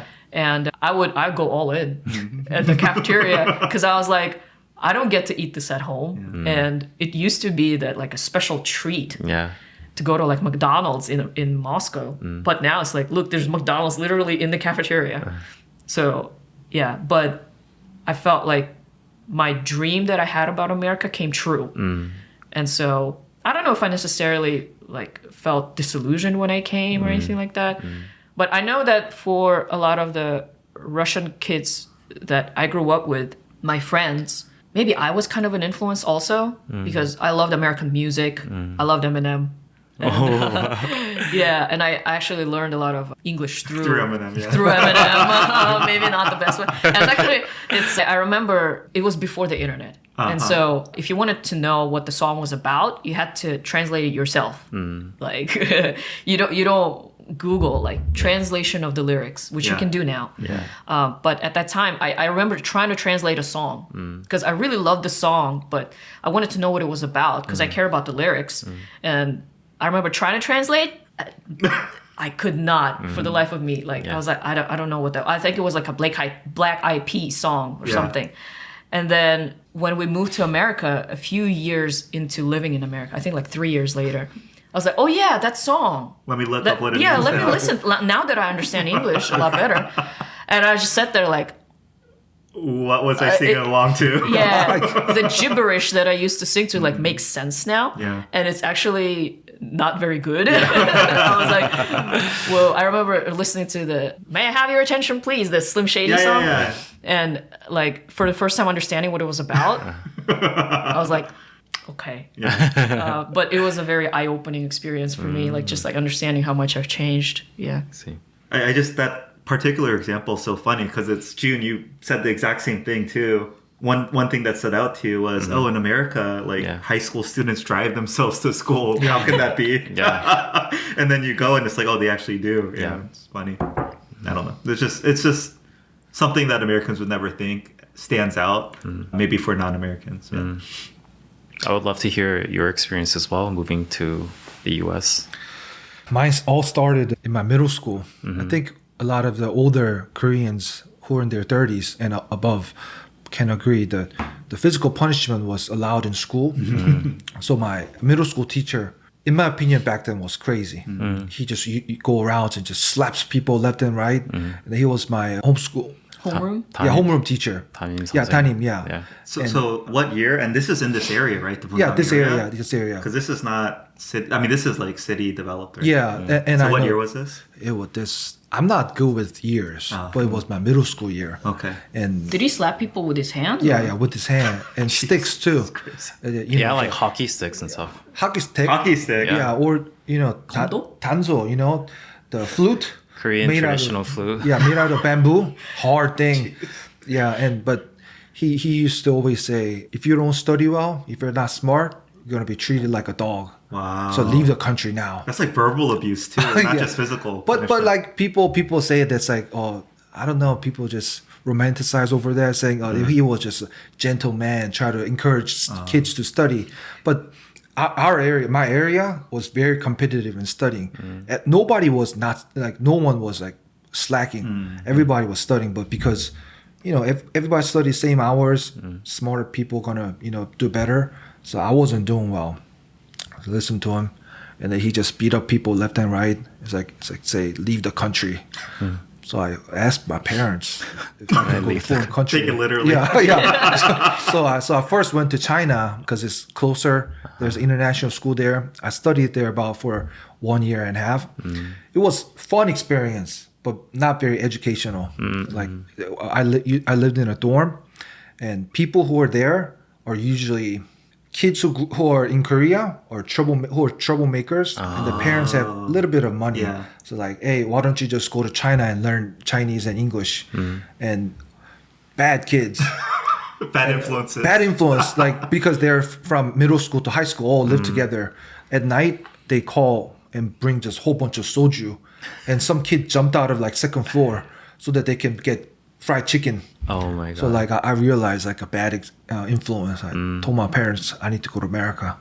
So that's why. You said that as a 10-year-old or whatever? That was probably 13, 14. Yeah. But I saw that like people just drinking left and right, and because they're older kids, like in the Korean hierarchy, they like ask the middle schoolers to drink until they're like dying and throw up. Yeah, it's like oh my God. bad things there. So I realized like not good. So gotta get out of here, and that's why we were looking for a host family in America, and found a good family and went to America. Yeah, that's how I ended up in America. Do you also have that sort of fantasy that Lara had about like America and like living there? Actually, one thing is that I was just excited to play basketball in America. I see. I think that was about it. Yeah. When did you start playing basketball or realize you love basketball? And I started playing since maybe I was fourth grade. I kept on playing, but I really started developing in America because like people were just so much bigger and faster, and the skill level was just a different level. So I struggled a lot my first year.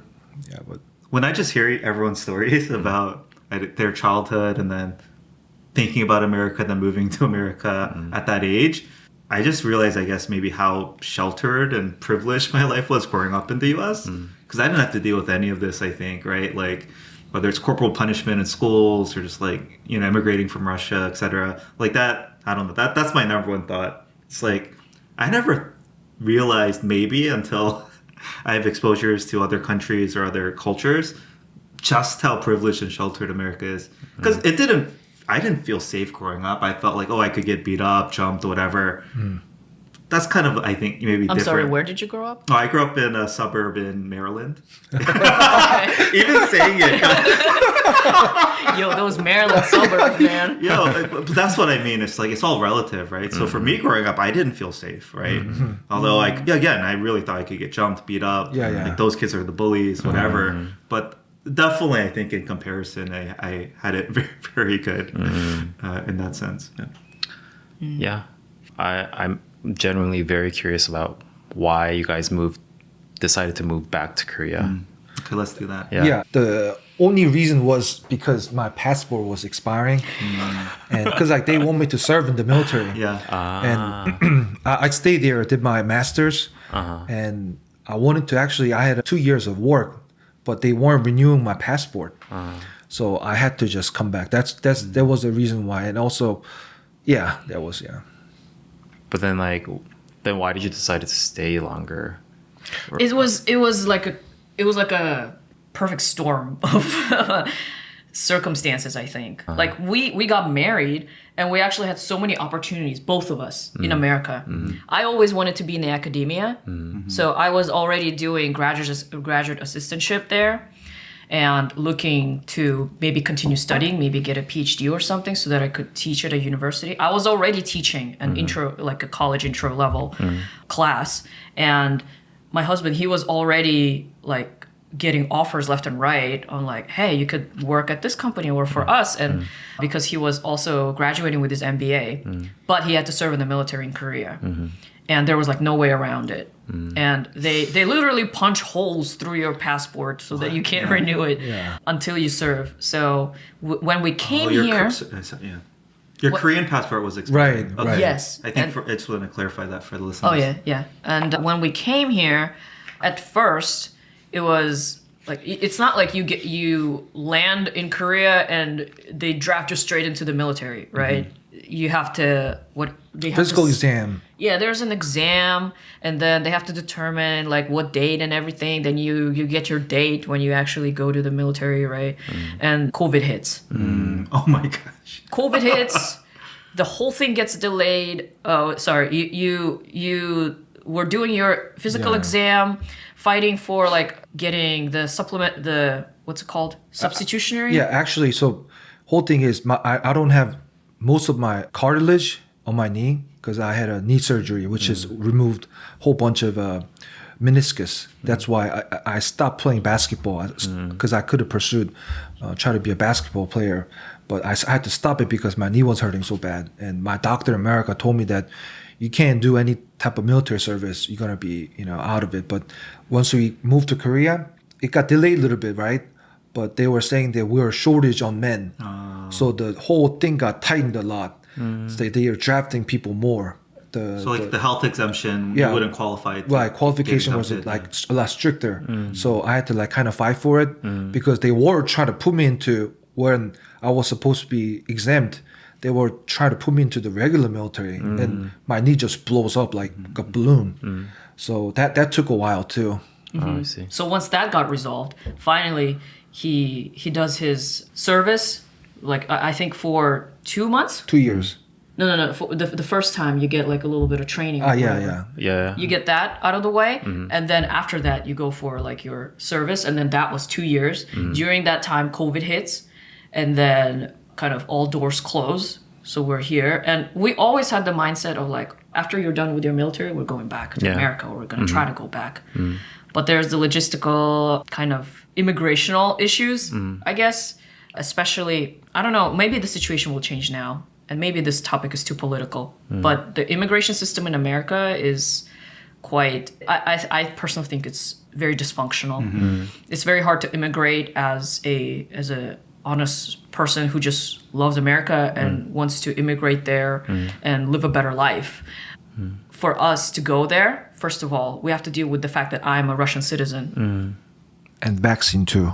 Yeah, and the vaccine also. They, I don't know, I hope they get rid of it, but right now there's a requirement. If you come to America or if you want to immigrate, you have to be vaccinated. And if you are not, then you have to prove that you are, for whatever reason, anti-vaccine altogether, which we're not. We just don't want to get vaccinated for COVID.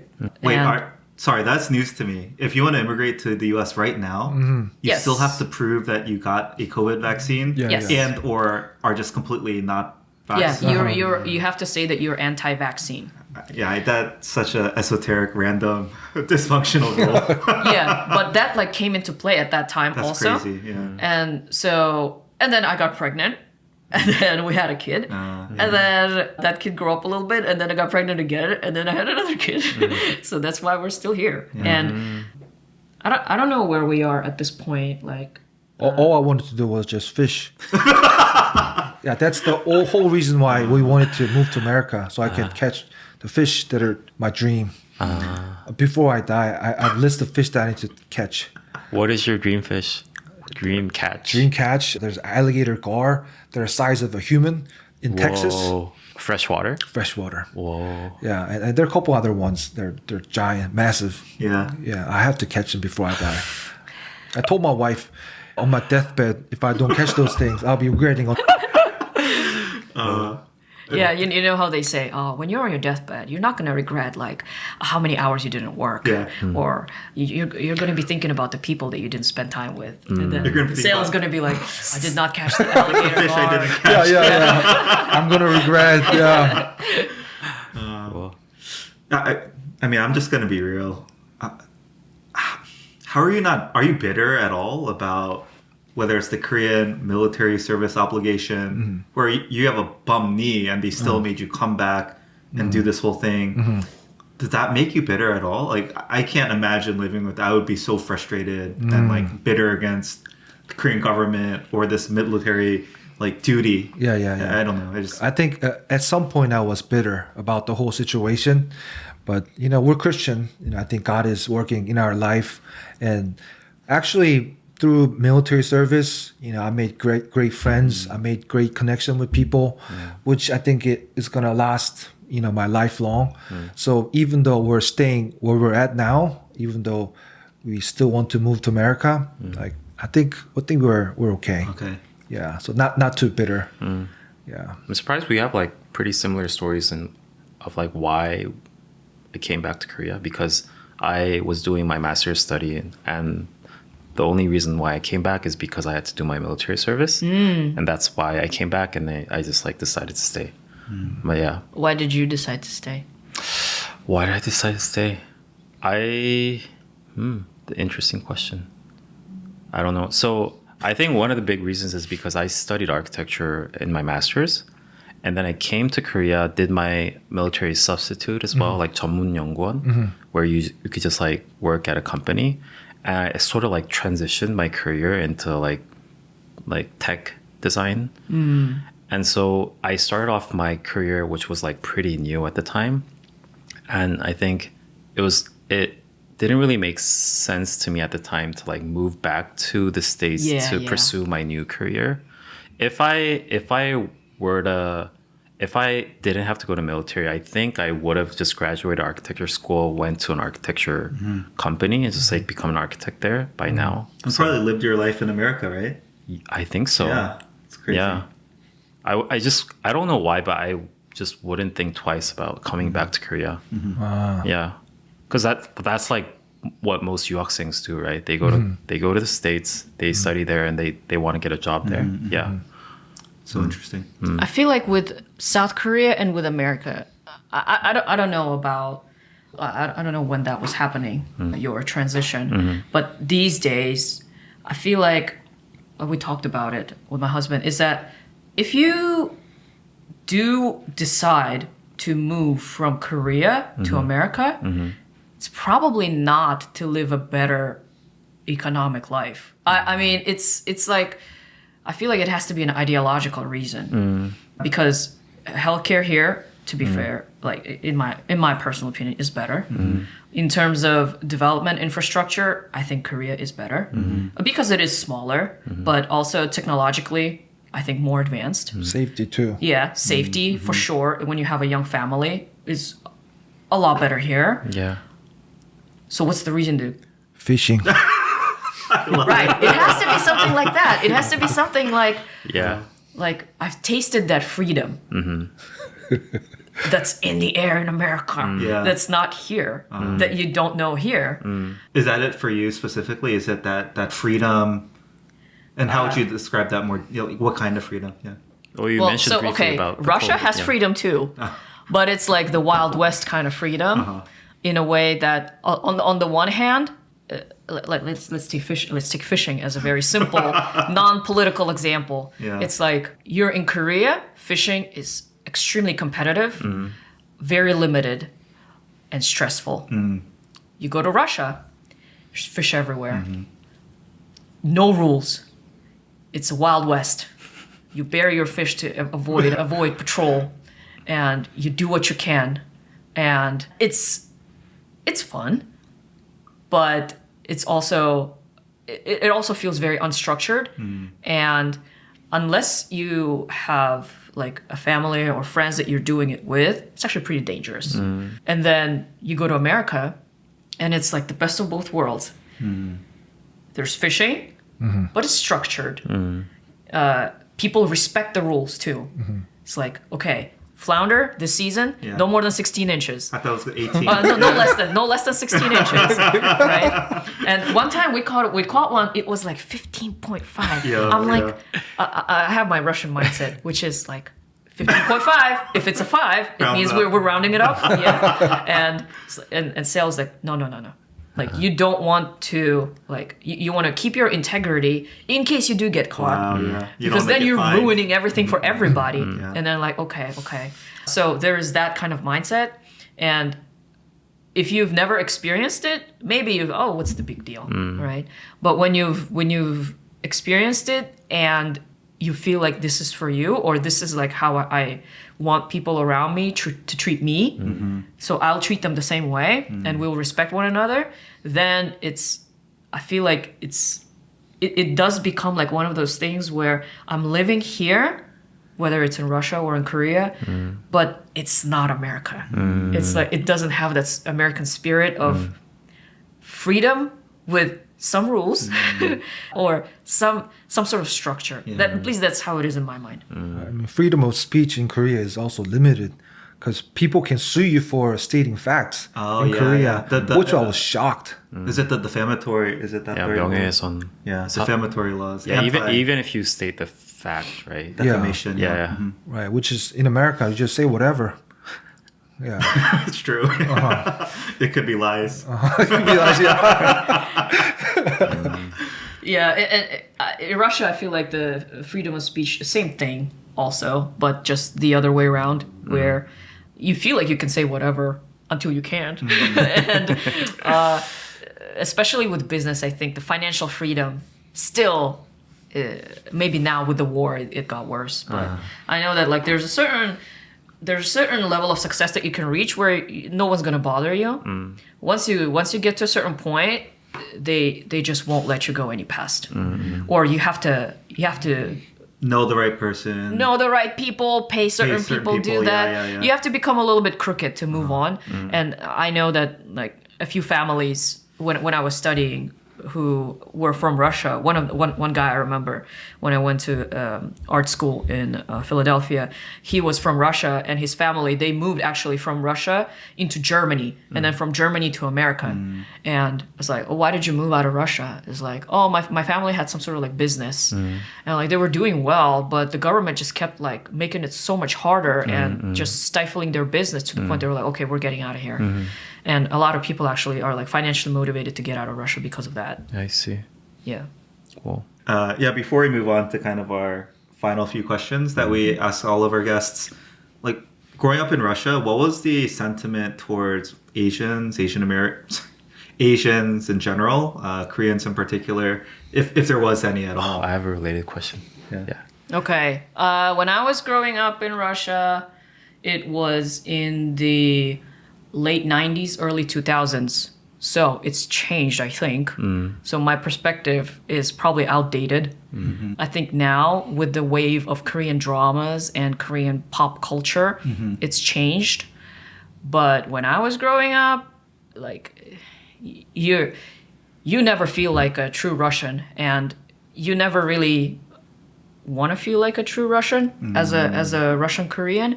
But in terms of attitudes towards you, systemically, no discrimination. Like you get your passport just like any other Russian. You ride the bus just like any other Russian. You do whatever just like any other Russian. But on a personal level, in Sakhalin, I think Sakhalin is like a bubble. They are all integrated there, and Russian people, Korean people, they all consider themselves island Sakhalin people. They're not really like, oh, you're this, you're that. Maybe some people do, but I grew up in Moscow. My brother and I were the only two Far East Asian people in our entire school. So you get called ching chong whatever all the time, and you just get used to it.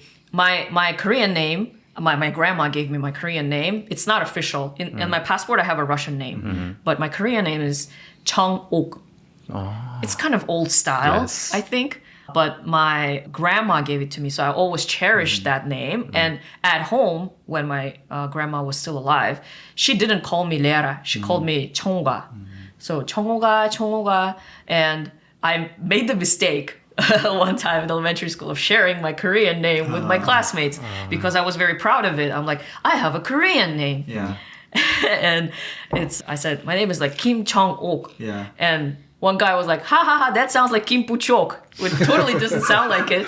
But in Russia, Puchok is like it's like like if you have like a bunch of flowers and they're like together like this, or like a bunch of whatever, that's a puchok. Like a bouquet. Like a bouquet, or like bouquet is a very nice word. Oh, it's more like a bunch. Bundle. Okay. Yeah, so you're like a Kim bundle.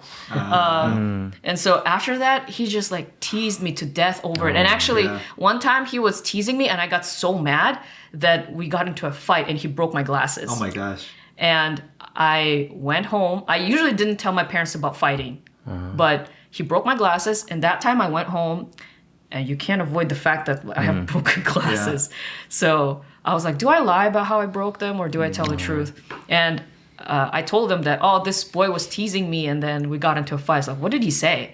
It's like, it's just over my Korean name. So, okay, we're calling his parents. I was like, don't call his parents. And my dad was like, no, we're calling. And call his parents, like, hello, the landline. It's like, hey, can you get your mom? Okay. And that kid never teased me about it.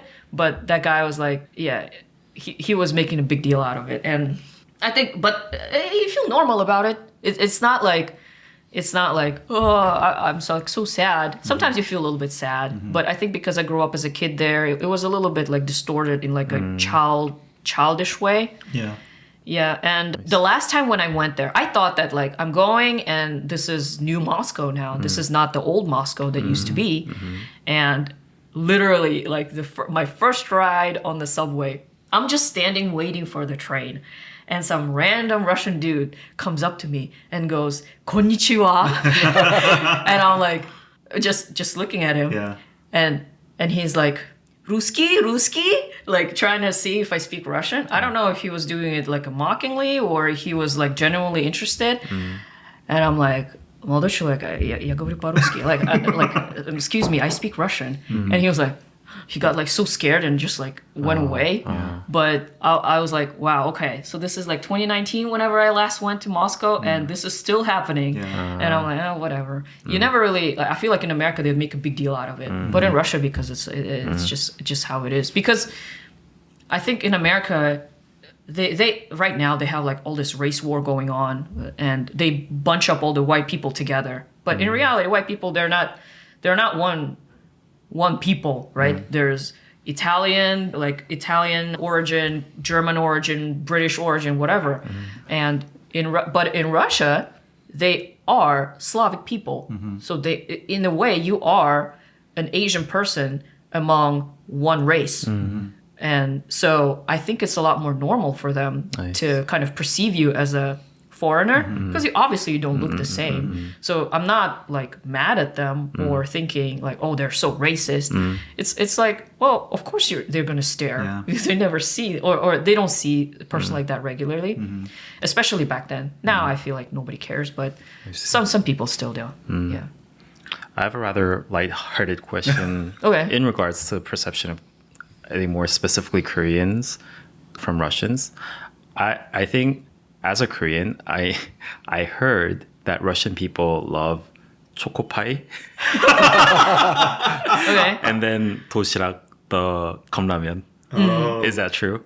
I don't know about the choco pie. The choco pie, when like I said, 1993, right? Yeah. The floodgates open, and a bunch of foreign stuff starts coming in. Choco pie was one of those things that came in, and I think for Russian people, a lot of them, it was like their first, like, Korean foreign snack. Yeah. And it's pretty good. It is good. is. Yeah. Yeah, I gave you one yesterday. Yeah, but you love choco pie. I actually was never really a fan of choco pie because I didn't like the marshmallow. Okay. I would eat everything except the marshmallow. And but the chocolate part was pretty good. And actually, at the time when I left, they've built the first Lotte, I think it's like Lotte World or whatever, in Moscow at that wow. time. Like the amusement park? There's a Lotte World in Moscow. Or like it's not a an shopping amusement mall. park, like a shopping center. Yeah. Like a Korean Yeah. area. And so it was like a big deal at the time for a lot of Russian Koreans. It's like, wow, Korean culture coming in. And before that, it was like, I guess, kind of rare. I remember at my school cafeteria, I don't know if it's a Korean, is it Chocoboy? Is that Korean? Chocoboy? Never heard of it. Chokosongi. Chokosongi. Oh, chokosongi. Oh, the It is- mushrooms. Yeah. Yeah, it's like a rip-off of a Japanese thing. Right. So I think in Russian they call it Chocoboy. Yeah. And they had that at the cafeteria. It was so expensive too, like compared to all the other snacks that you could buy from the cafeteria. But like it's like, oh, Asian snack. So it's gonna be really good. Doshirak, they actually have like the Doshirak brand. In Russian they call it Doshirak. Oh, it sounds so And much actually- more fancier.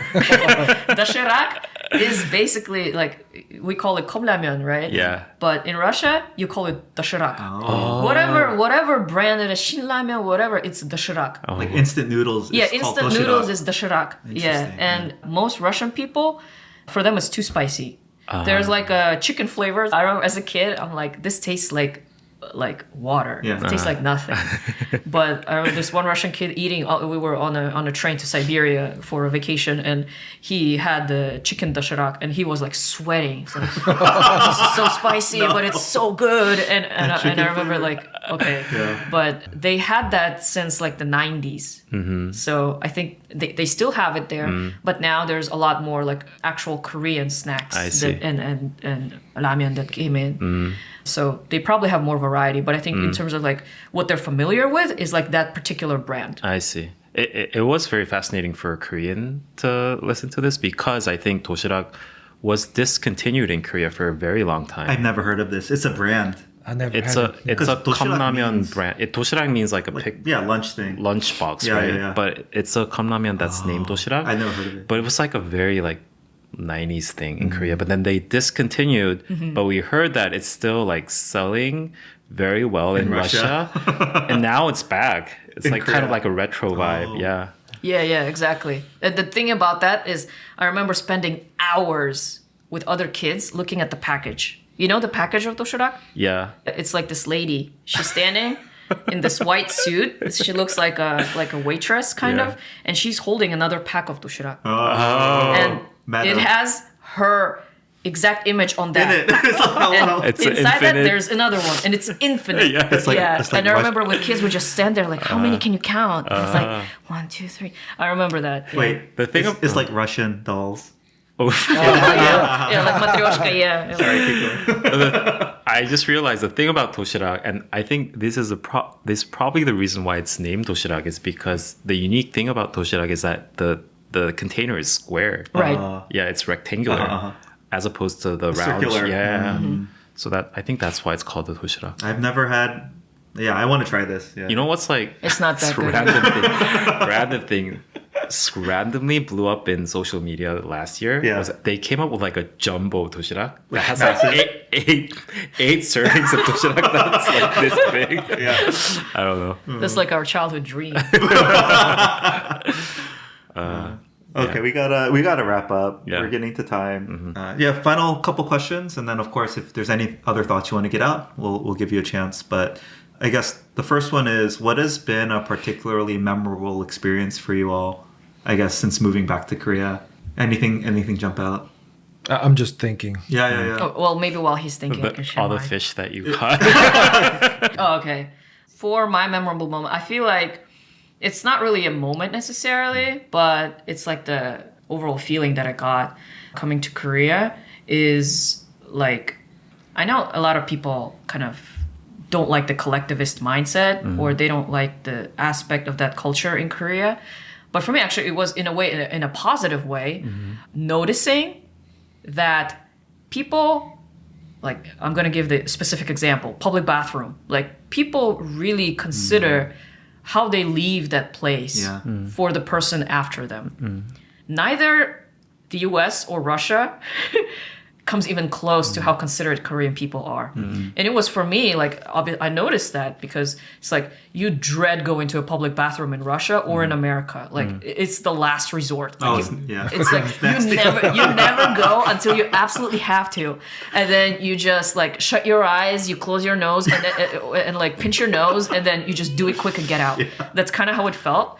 And so many traumatic images and experiences in public bathrooms in both of those countries. But coming to Korea, it's like a shock. And it doesn't happen randomly. It's because people really are considerate of, like, even if nobody's going to know that you're the one who did it, right? It's still, there's a person after you who's going to use it. And this is our amenities. And we got to keep them clean for one another. And if you have any issues, like there's a bell or whatever, somebody can help you. You don't feel like this is this very sketchy place where you just do your business quick and get out. But it actually feels like clean, safe, and actually like usable. And to me, that's part of like the reason why I said not a moment, but an experience, in a way that like people really think about others here and who's going to come after you. And even if they don't personally know that, that girl went in there before me and she did this, even without all that, even if there's nobody around, people will still respect it. And I personally really admire that. Yeah. I think one thing that I want to say is I think a lot of people who are listening to this podcast are probably Koreans. And I know that from on YouTube and people's experience, there's so many things about how Americans are like racist, and a lot of Koreans go in being very defensive about, oh, I'm going to be treated this way. Oh, they're going to do this. And it's because I'm Korean. I'm a different race. But shockingly, Korea is a monoculture, one Koreans, right? But in America, it's a multicultural together. So people are a lot more aware of treating foreigners or treating people with different race a lot more careful. So, I'll probably encourage people to, maybe if they have a chance, to travel to America with not being so defensive.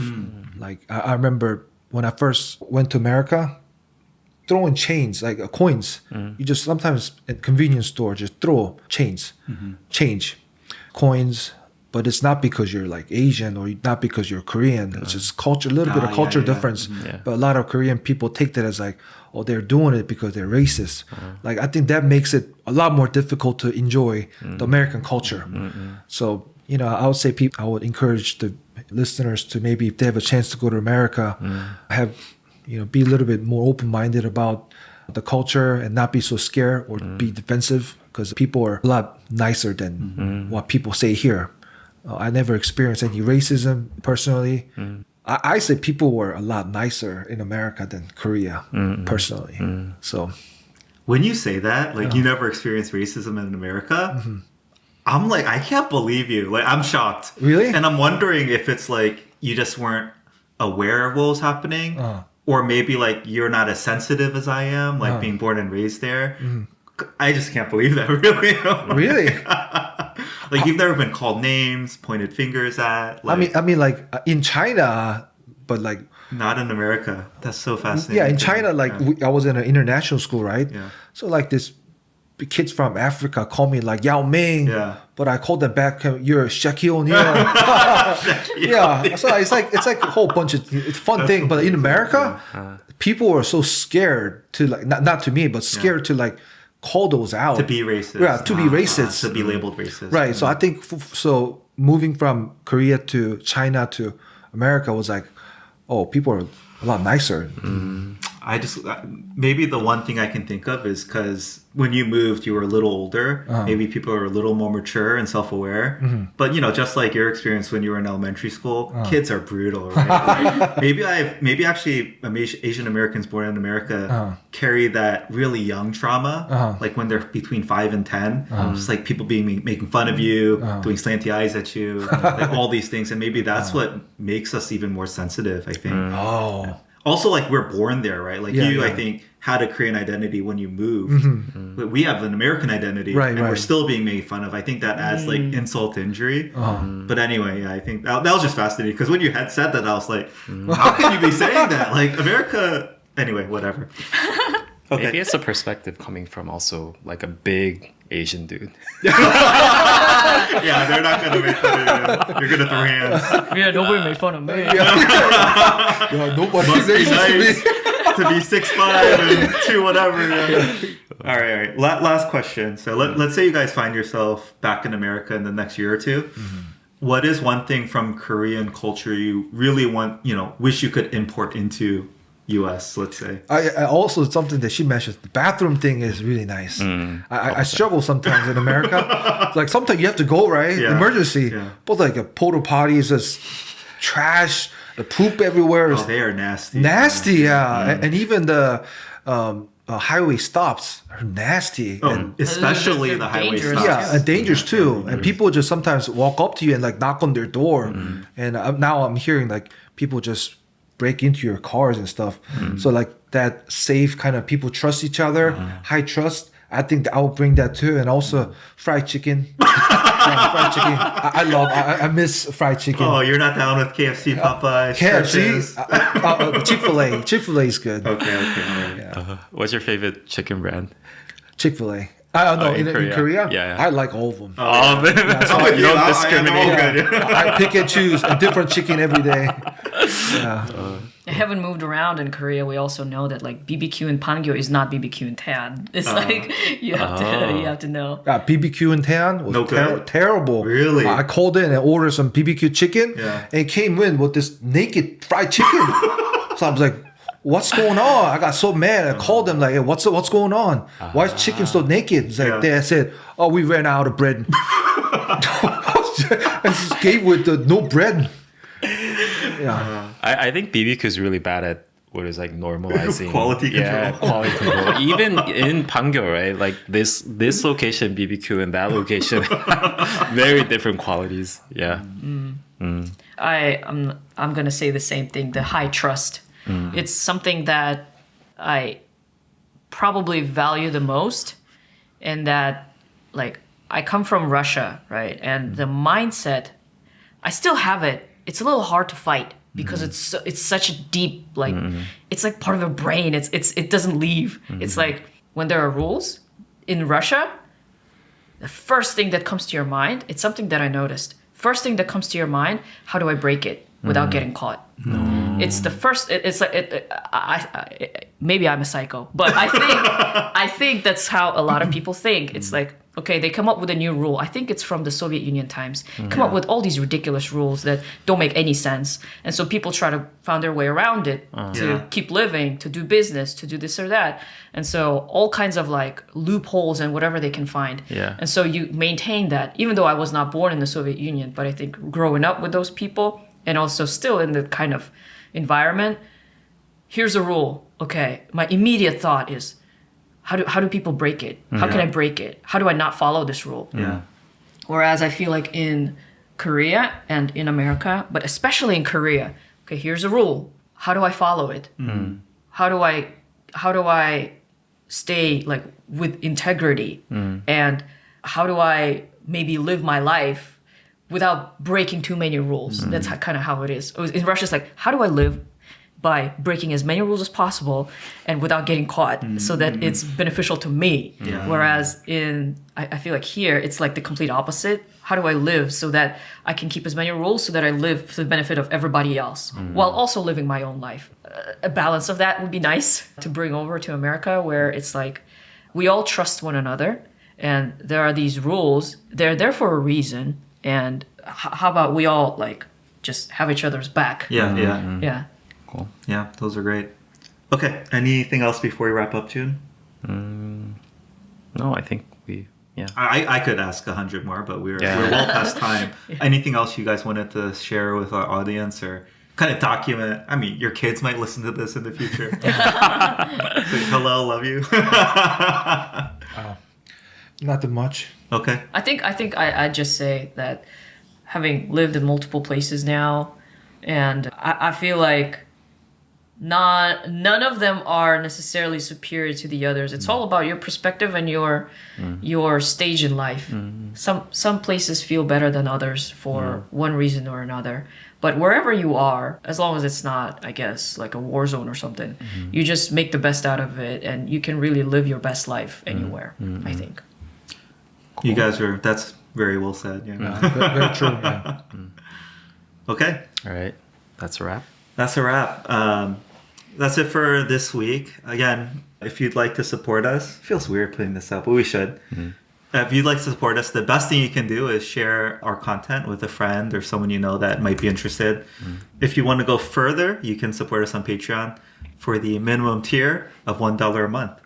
You too can get access to our Discord where you can discuss our episode, suggest future topics, or just hang out with other people who enjoy listening to us. So yeah, with that, thank you for listening. See you next week. Thank you. Bye. Bye-bye.